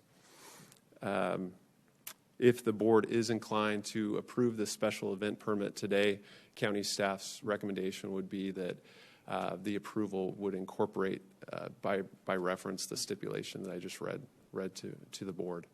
If there's any technical type of questions, we have Jim Allen here, the building official, to answer those. But that's what I had for the board. I have a quick question. I mean, this is Country Thunder space, and we've had multiple events there. Why now is this necessary? Yeah, I want to emphasize that too. Why now? It's never been a problem before. If it's not broke, why fix it? And this puts a tremendous burden on the city of Florence to have to do this. This isn't the city of Florence. This is private. But they contract with. There's no fire department out there. They would be using the fire from city of Florence, correct? Okay. So that's a question. It's a great question. Mr. Chairman, members of the board, I do know that the county is constantly looking at issues that arise out at the site and is adjusting its practices and procedures as issues are identified. I believe Mr. Lester Chow also informed me that the number of participants at this event is growing every year. So the county is looking at other issues as well to make adjustments to access to the site. So it is something that the practices and procedures are updated at each event, and it probably will continue to adjust and change in the future. And you brought up a good point, access, because the bridge right there is being rebuilt, so it's cutting down access to the property. Is that fair to say? Looking at another access point, and if the board has questions on that topic or traffic-related questions, we do have Joe Ortiz and Andy Smith here to address those questions. Because that would prevent fire from getting there, so you need the fire prevention on site rather than being stuck outside and not being able to get in. Is that kind of where we're going with this? Yeah, that I'll turn it over to Jim Allen. Good morning. Good morning, Chairman, Vice Chairman of the board. My name is Jim Allen, building official for Pinal County. So where the question comes from is per the contract that the Florence Fire has provided, they're going to utilize the water on site. Being familiar with the Country Thunder land area, there's a limited amount of water. There is no water resources other than some wells, irrigation wells. But the problem of having a storage capacity that's accessible during an event of a fire is where the concern is coming from. Each fire apparatus has a limited amount of water capacity on the truck. They have water dust control trucks, so that means, but they're being utilized during the whole event as keeping dust down. So that doesn't ensure that truck is full of water in the event of an emergency. Per the building code, I'm referencing it as a building code portion of it. The International Fire Code, which we've adopted as a county, and as a references to the Wildland Fire Code, it has stipulations for areas without water supply, and it does allow for water storage tanks capacities, such as if we're using a new community, they're building homes, we actually require them to have fire hydrants in place or some type of fire suppression before combustibilities are brought. I can't answer for the questions of previous, but as the certified building official and the fire official for the Pinal County, my obligation is to make sure that we're following the codes and we're not agreeing to something that doesn't comply with the codes. So I've spoke with Mr. Andrews. He's the representative for Country Thunder. They've agreed to supply the 3 tanks that's in question and provide them in the areas that we're asking for. So this would be on trucks or in tanks? These will be stationary tanks. Like they're actually, if you were out towards the bridge construction, you'll see several of those tanks actually in the riverbed that they're using for water storage for their construction process. But these are like 21,000-gallon tanks. They're basically, it looks like a dumpster, kind of a big dumpster sitting out there. But they're dedicated specifically for water for fire suppression. There is 3 to 4 5,000-gallon tanks that are being utilized, but those are utilized for the consumers for water. And again, we can't guarantee that they're always full of water when they're needing it. That's where the question is coming from. So as a prevention, I want to make sure that we've covered what our part of it is. So after the event and there's no problem once again, then what happens to this water? They have irrigated fields that they also grow alfalfa on throughout the year.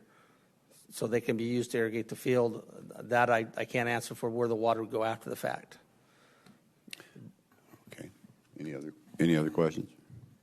Mr. Andrews, did you want to speak? Yeah, my name is Brian Andrews. I'm the CEO of Country Thunder. First of all, Mr. Chairman and the board, I'd like to thank you for the cooperation we've had in the partnership between yourselves and the town of Florence over the last years that we've been here since 2009.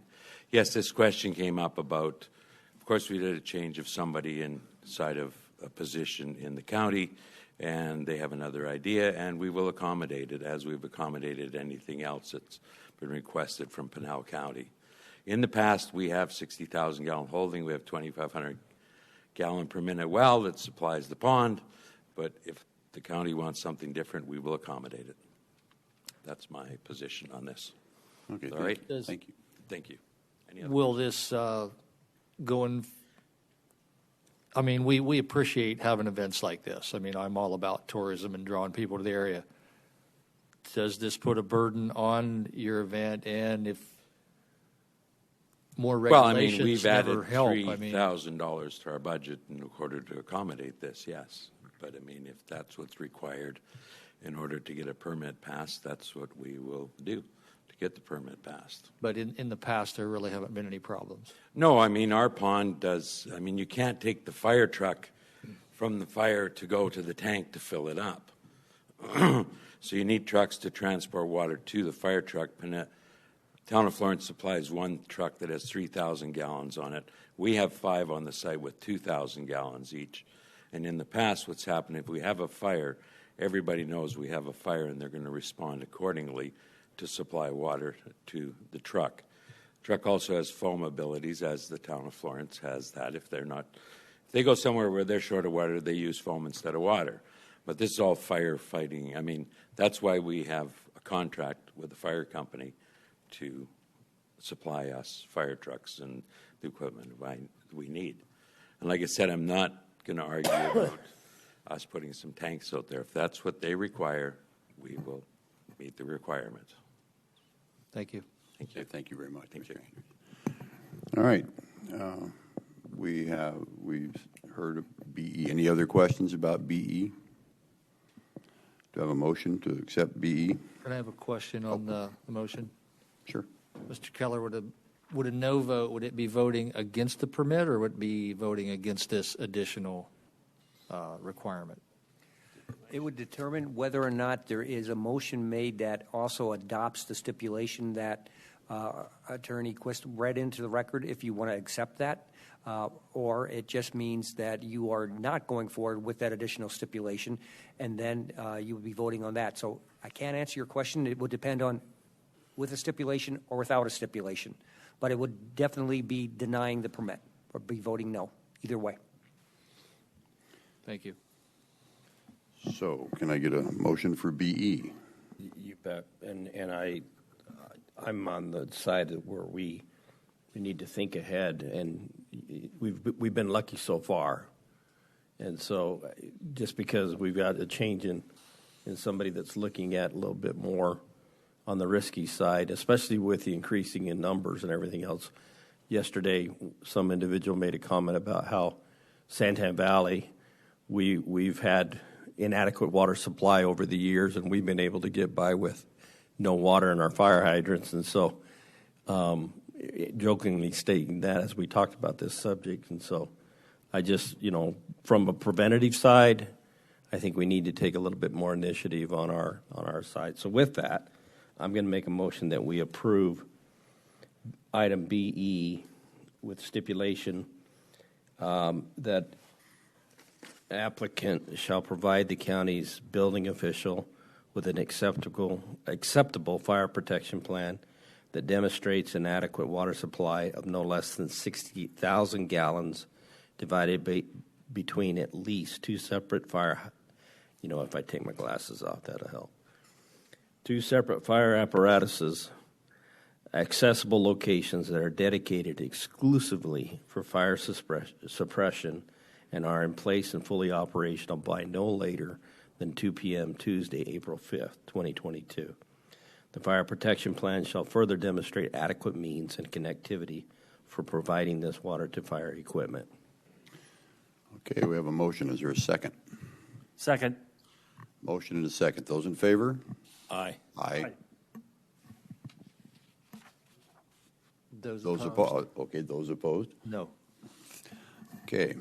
It'd be 3-1. Motion passes. Okay. Then we have let's see, item BN. Mr. Avellis, did you want to speak to this?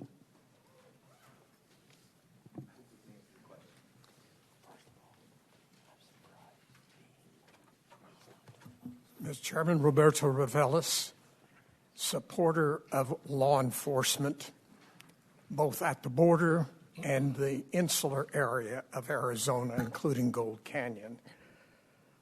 And I'm going to ask the question because the data that I keep seeing from the National Academy of Science and the National Institute of Justice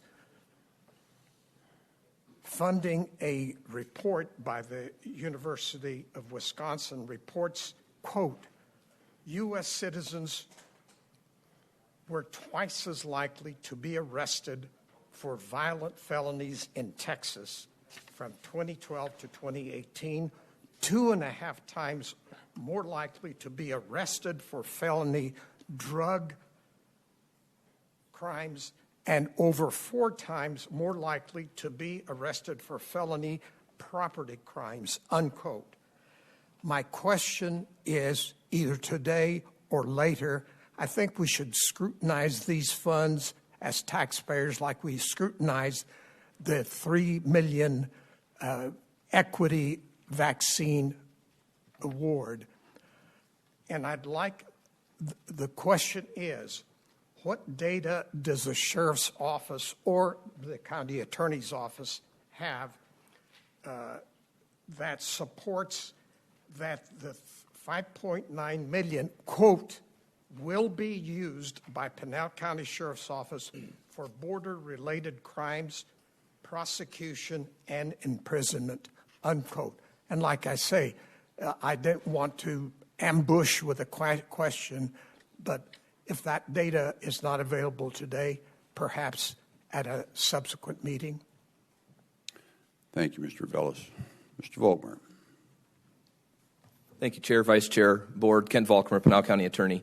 Just very briefly to give the Board a little background on this. At the end of the budget cycle last year, our state legislature set a pot of money aside for a number of various law enforcement projects. Pinal County was fortunate enough to get some for a reentry program. That's where we got our approximately $4 million that the Board's going to adopt that we can actually use to facilitate reentry. They also put money aside to reimburse those departments that are dealing with border-related crimes. While I don't have that information available that I can hand to you today, I can tell you we do have that information because what happened is they set a pot of money aside and said, look, if you are dealing with border-related crimes, you can apply to us and we can essentially give you a grant to cover those costs.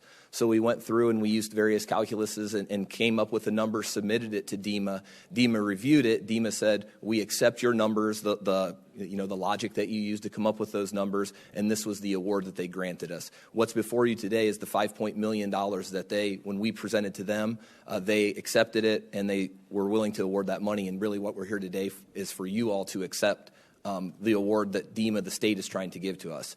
If the information that Mr. Ravelis was asking for is necessary, we can get that to you because we had to submit that to DEMA in order to even get this. I just can't tell you what ours is right here off the top of my head. I can tell you generically for the prosecution, what we did is we actually prosecuted, we took the number of approximate prosecutions, the cost of an approximate prosecution, of people that did not have legal standing in our county when they were charged and prosecuted for a felony. So what we did is we just took those numbers and it was a simple algorithm formula and we said this is the cost for prosecution exclusively. I provided that to the Sheriff's Department. They ran similar calculations and came up with this number. So that's sort of the genesis of how we got here.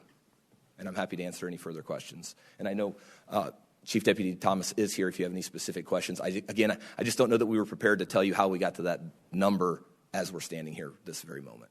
That's fine. So do you think we could do that in the future? Take a look, just generically look and see where the numbers come from?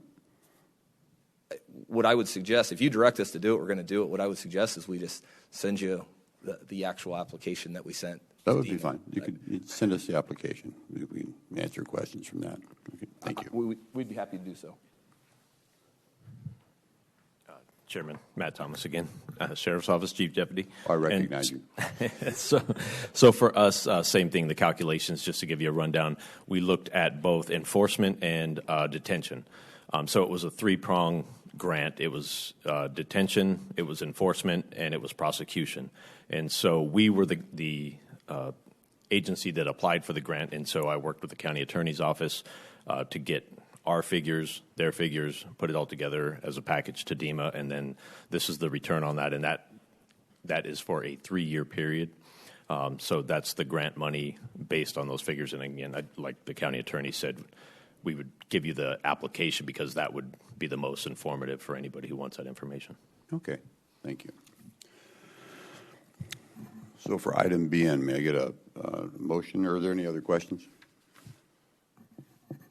No other questions, comments? Okay, can I get a motion on BN, please?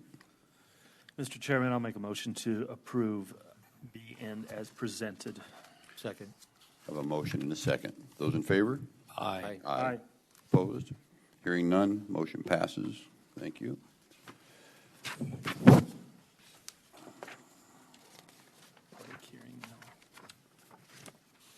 I'm going to recess the Supervisors' regular meeting and going to open the Flood Control District Board of Directors meeting.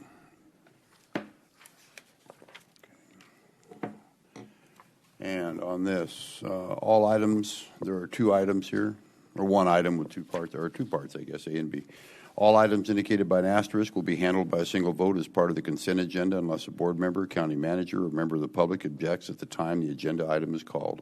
Does anyone want to pull anything? Seeing none, can I get a motion? Mr. Chairman, I make a motion to approve the consent items of the flood control district. Put it up here so you can see it. As presented. I have a motion. Is there a second? Second. Motion is second. All those in favor? Aye. Aye. Opposed? Hearing none. Motion passes. All right. And I will adjourn the Flood Control District meeting and move on to the County Library District Board of Directors meeting. And again, there's 3 items. All items indicated by an asterisk will be handled by a single vote as part of the consent agenda unless a board member, county manager, or a member of the public objects at the time the item is called. Let's see. So, does anyone care to pull anything on this? Seeing none. Can I get a motion, please? Mr. Chair, I'd like to make a motion that we approve items, all consent items A through C as presented. I have a motion. Is there a second? Second. Motion and a second. Those in favor? Aye. Aye. Opposed? Hearing none, motion passes. Thank you very much. I will adjourn the Library District Board of Directors meeting, and I believe now we are opening the Public Health Services District Board of Directors meeting. All items there are 2 items. Let's see, A, B, C, D, and 2. I'm sorry, A, B, C, and D. All items indicated by an asterisk will be handled by a single vote as part of the consent agenda unless a board member, county manager, or member of the public objects at the time the agenda item is called. I've been asked to pull item B by Supervisor Surtee. Are there any others wish to be pulled? Can I get a motion on A through D minus B, please? Mr. Chair, I'd like to make a motion that we approve consent items A through D minus B. I have a motion. Is there a second? Second. I have a motion and a second. Those in favor? Aye. Aye. Opposed? Hearing none. A through D minus B passes. And now we have item B.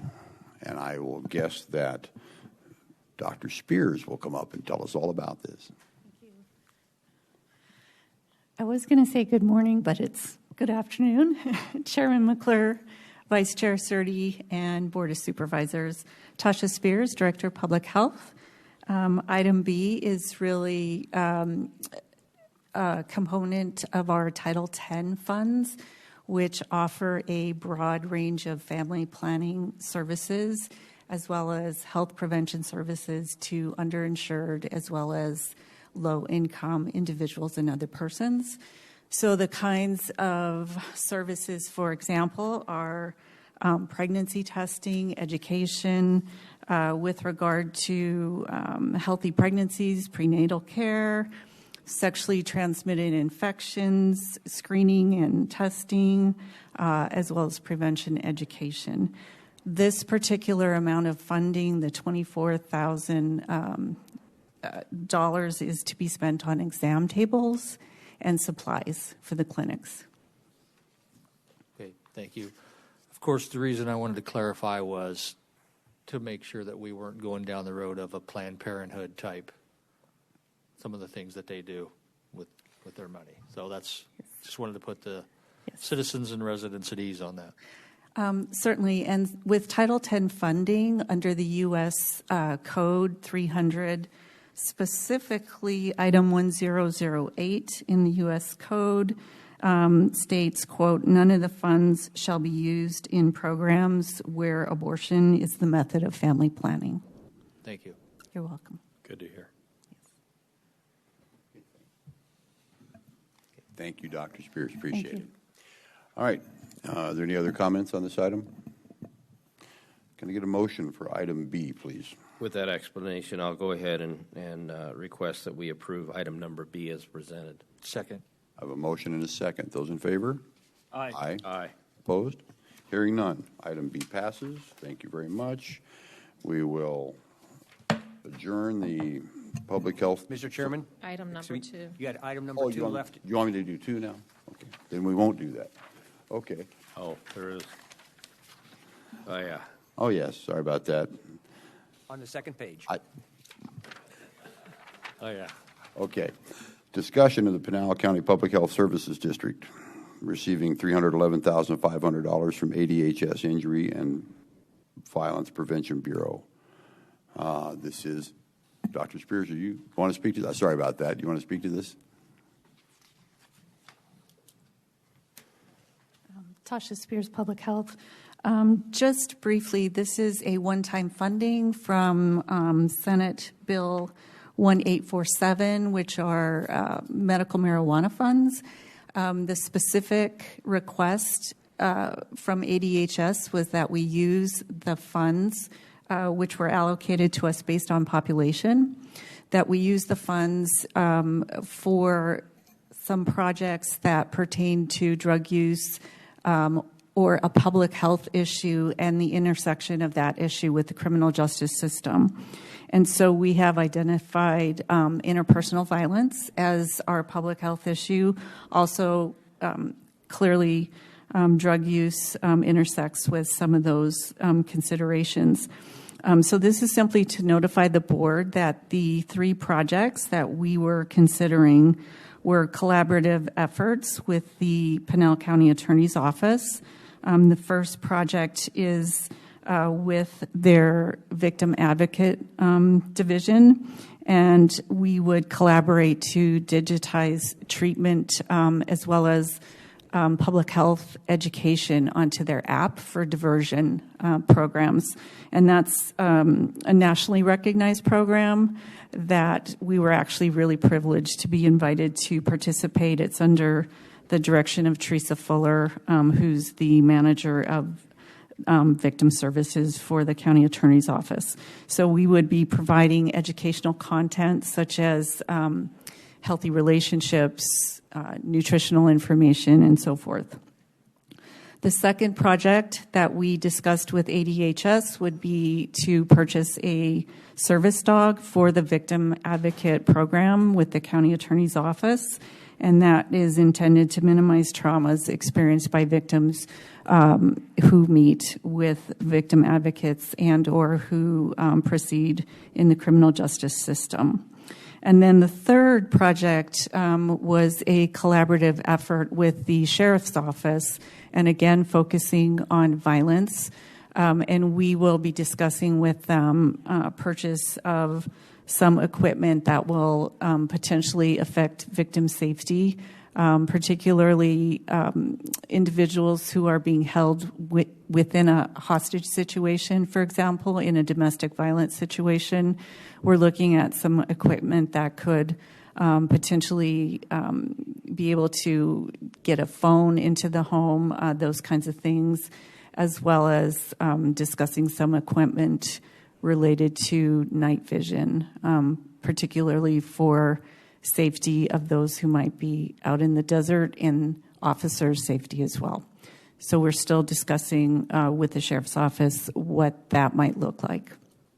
So this is to inform the board that we have this one-time funding, that we've discussed these projects with ADHS, who is providing us the funding to see if they would allow these costs, and they have indicated this particular project would fall within the range of the funding.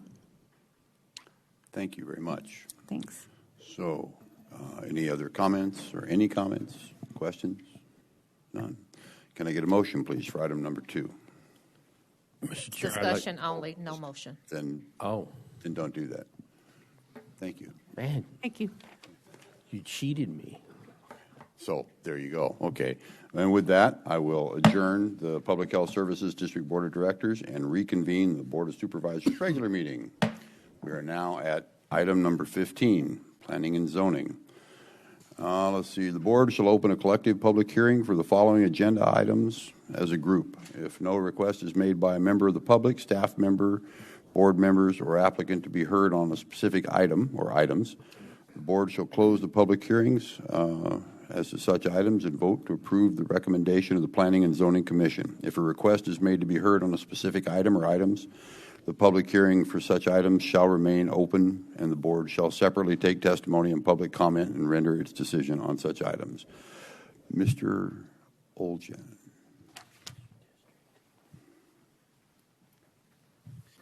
Board, Chair, Vice Chair, Gilbert Olguin, Senior Planner. There was no public comment in regards to this case, so if you'd like me to go through the presentation, I'd be happy to. It's your call, but it was on consent. Would you like me to do the presentation? Please. Okay. So we're going to discuss today 3 cases. We have a minor comprehensive plan amendment. We have a rezone and a plan area development. Case numbers. Are we doing A, B, and C together? A, B, and C collectively. Yeah. Yes. So the first request is, as I mentioned, a non-major comprehensive plan amendment. It's to redesignate 32.25 acres from moderate low-density residential to high-density residential. This is to allow a higher-density type of development. The second request is for the rezone, and that's for the same amount of acreage, 32.25. It's general rural to multiple residential, which is about 14-plus acres, and general commercial, which is 17.75 acres. And this is to allow for 2 types of projects. One is a multi-dwelling residential community, and the other one is a or mini storage / RV type of use. And the last is for the approval of the, it's called the town site, the lofts at the town site PAD overlay zoning district. And once again, that's to go over the entire 32.25 acres of land. This is to allow the development of standards that we're going to apply to this project. Location is north of Casa Grande.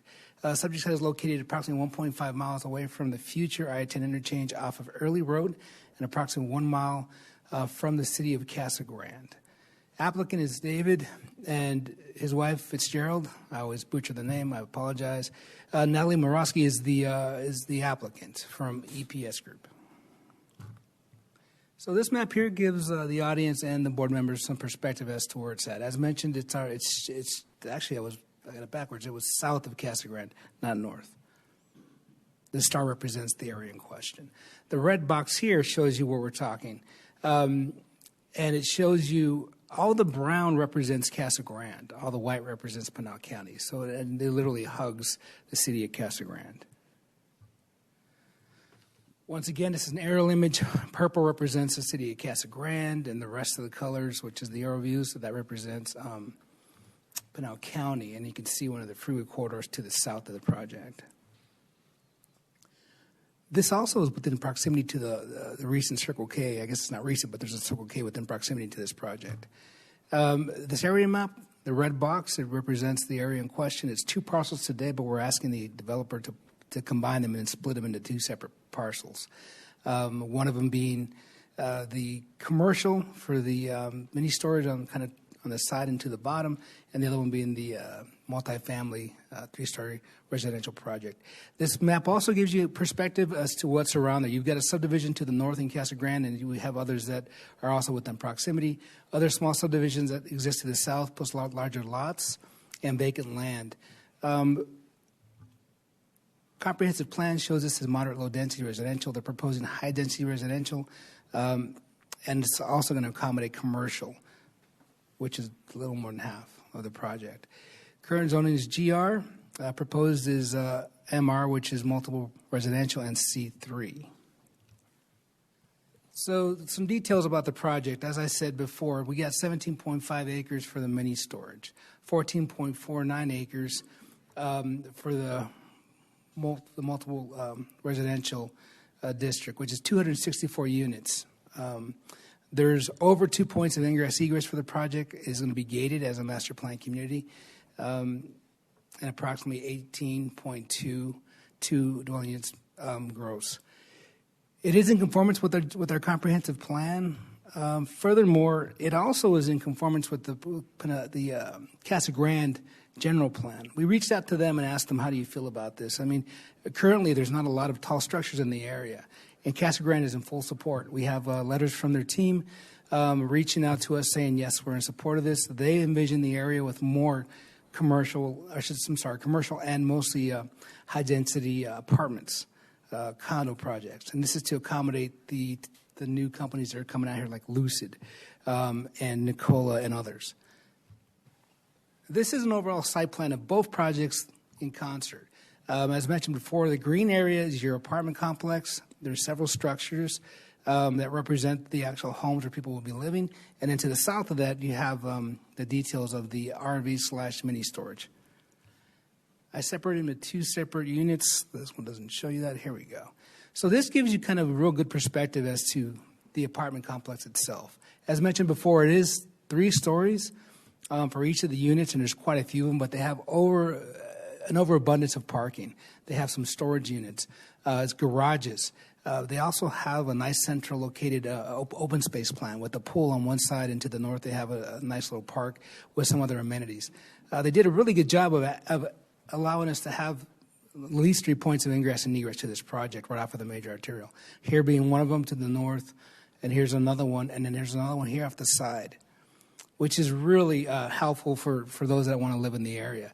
Another thing that was mentioned is the owner had explained that this is a workforce type of housing to accommodate, thought that was me, to accommodate future workers that are coming to the Casa Grande and Pinal area. So a lot of thought was brought into this project. Originally when they came to us, it wasn't the configuration you see today. So they've had a lot of interaction with staff. They have been gracious enough to listen to us in regards to how this will work out. And that also allowed them to be in a position where staff is supporting them, because they do follow the comp plan. Originally, they did not. So really proud of the fact that they worked with us and we came out with a very decent project. This gives you kind of perspective to the boring part of the project, which is the mini storage. But it shows you there's ample room for RVs, boats, and anything they'd like to store there in the center. And to the sides, you have the mini storage buildings where it's also part of the storage type project. Development standards, I won't go into those, but as you can see, there wasn't a whole lot of changes being proposed. The subject site, as you can see it there off of Noble and Early Road. Currently to the north, there's not really much there. It's all vacant land. More our farming land. To the south, to the east, same thing, farmland. And then to the west, we've got the tank there, but it's just more vacant land to the west. Items for consideration for the board. Once again, this project is moderate low density, and per the comp plan, it does allow for this configuration of residential and commercial. The city of Casa Grande, the 2013 Casa Grande General Plan designates this area as neighborhoods.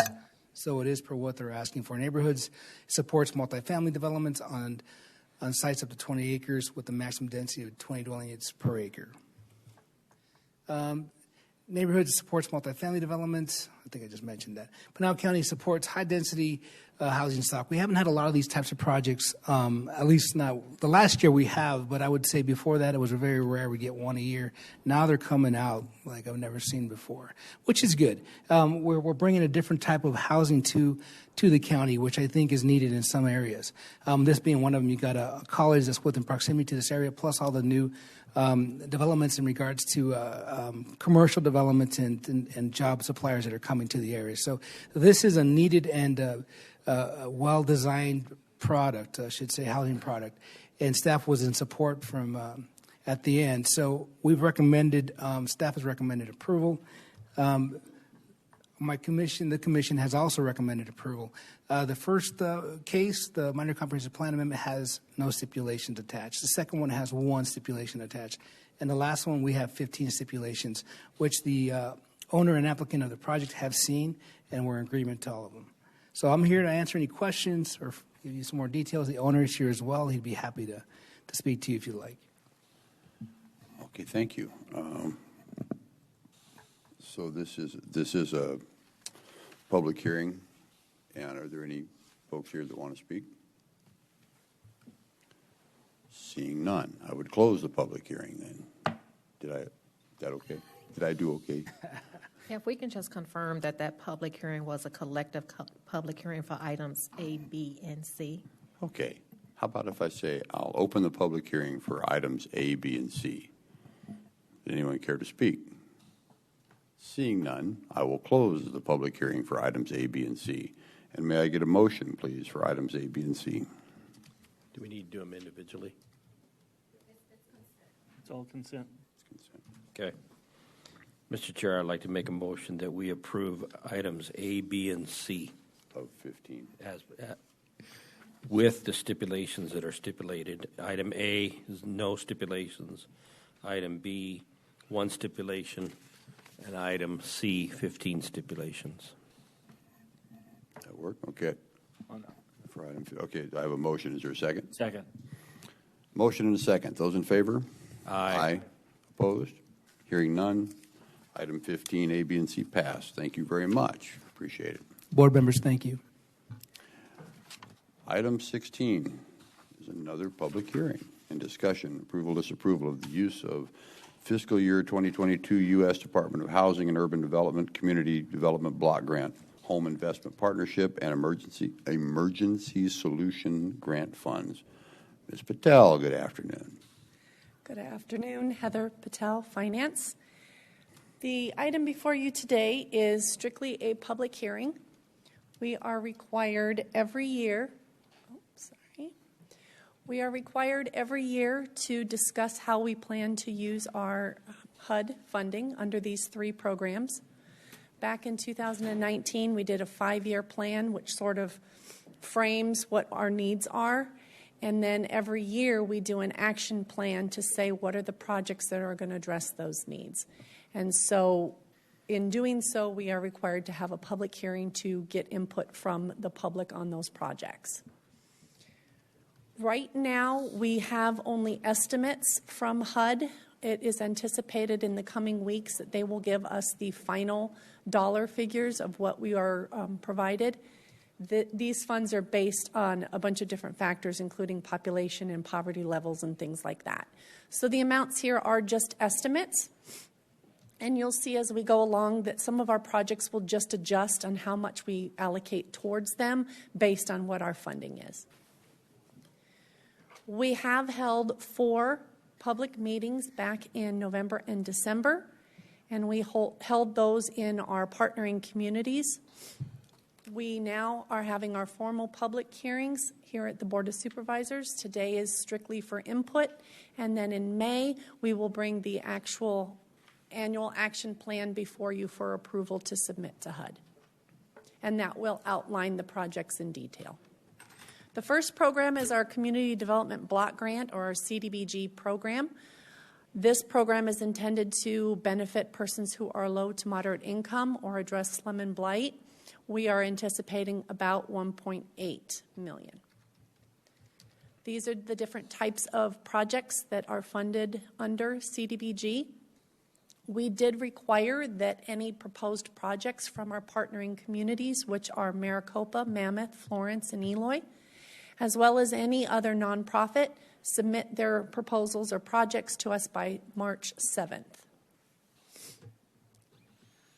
Do want to go over really quickly what we've done over the past 3 years. So in 19, we did some water line improvements, designing some additional sewer lines, and our owner-occupied housing rehab program.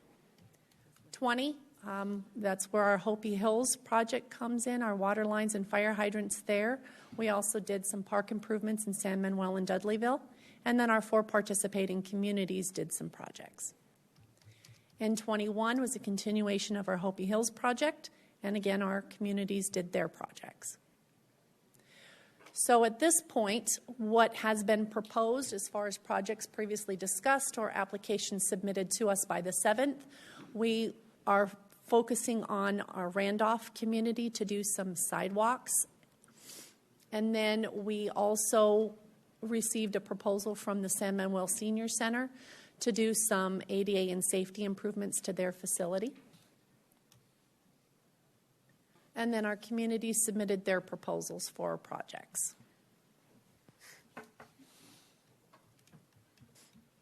Other projects that were discussed during some of the public meetings that were not ultimately selected by our communities or the county are as follows.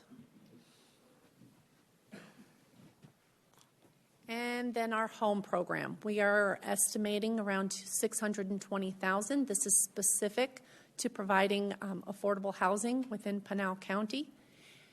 And this can come in the form of new development. It can come in rehabilitating rental housing.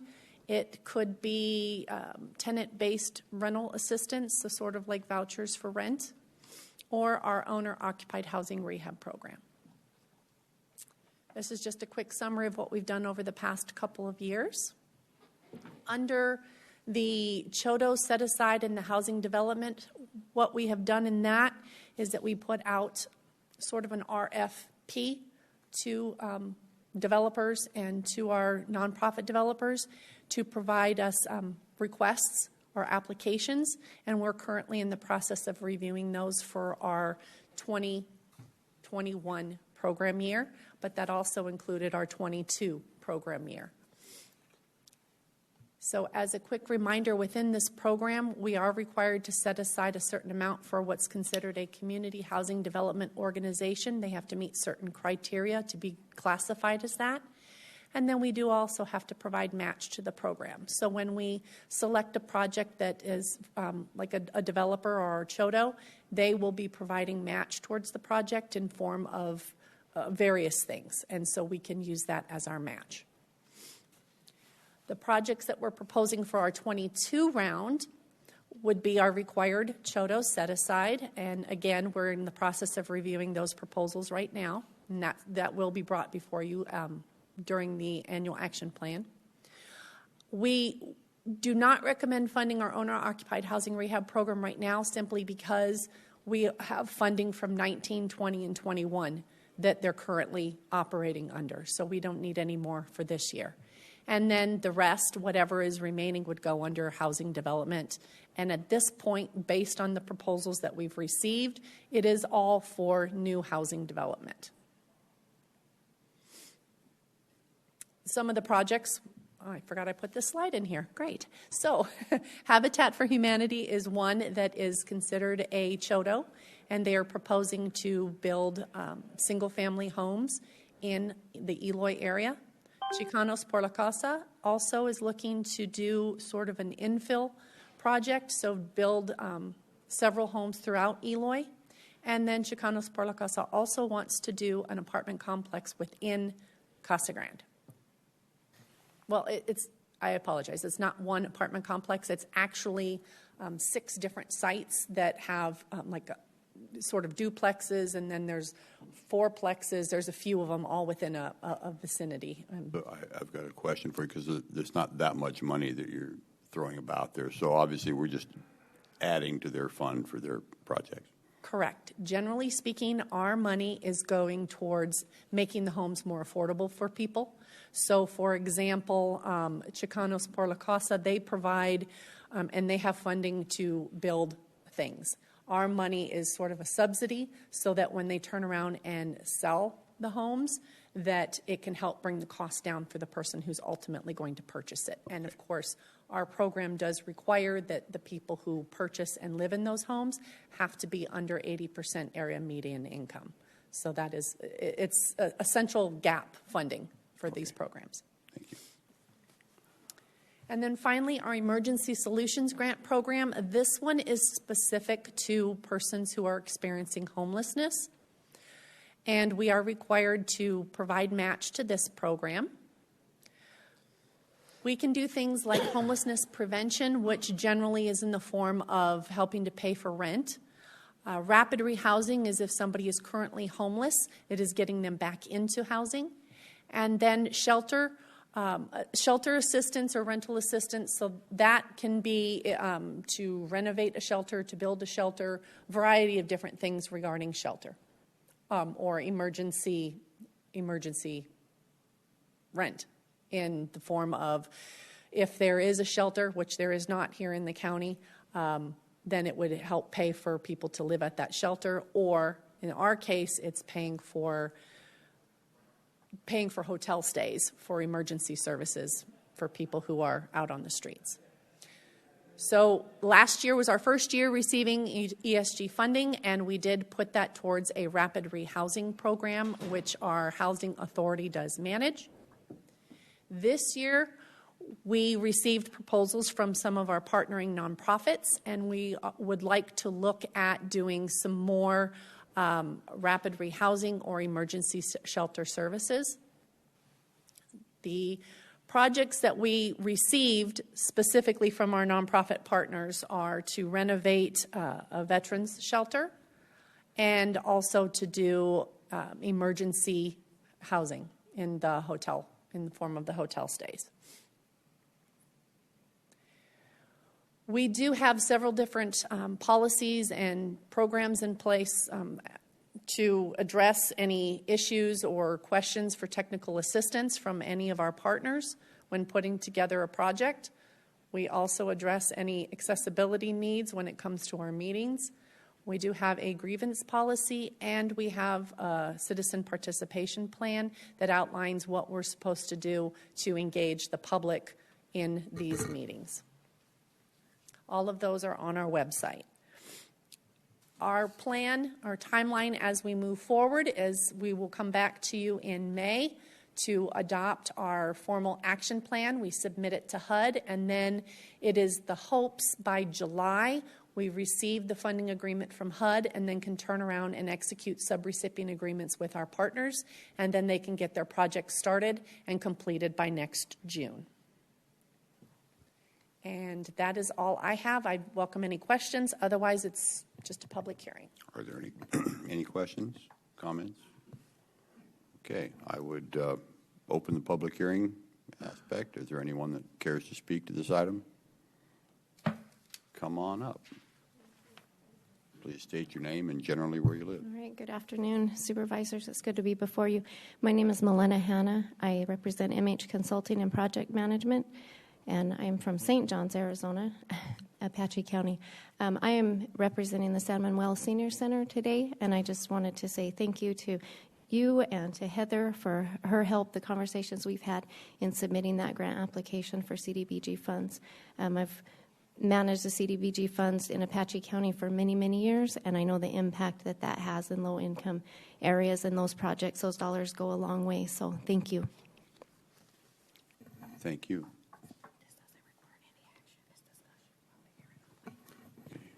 Thank you very much. And this doesn't require any action, so this, thank you.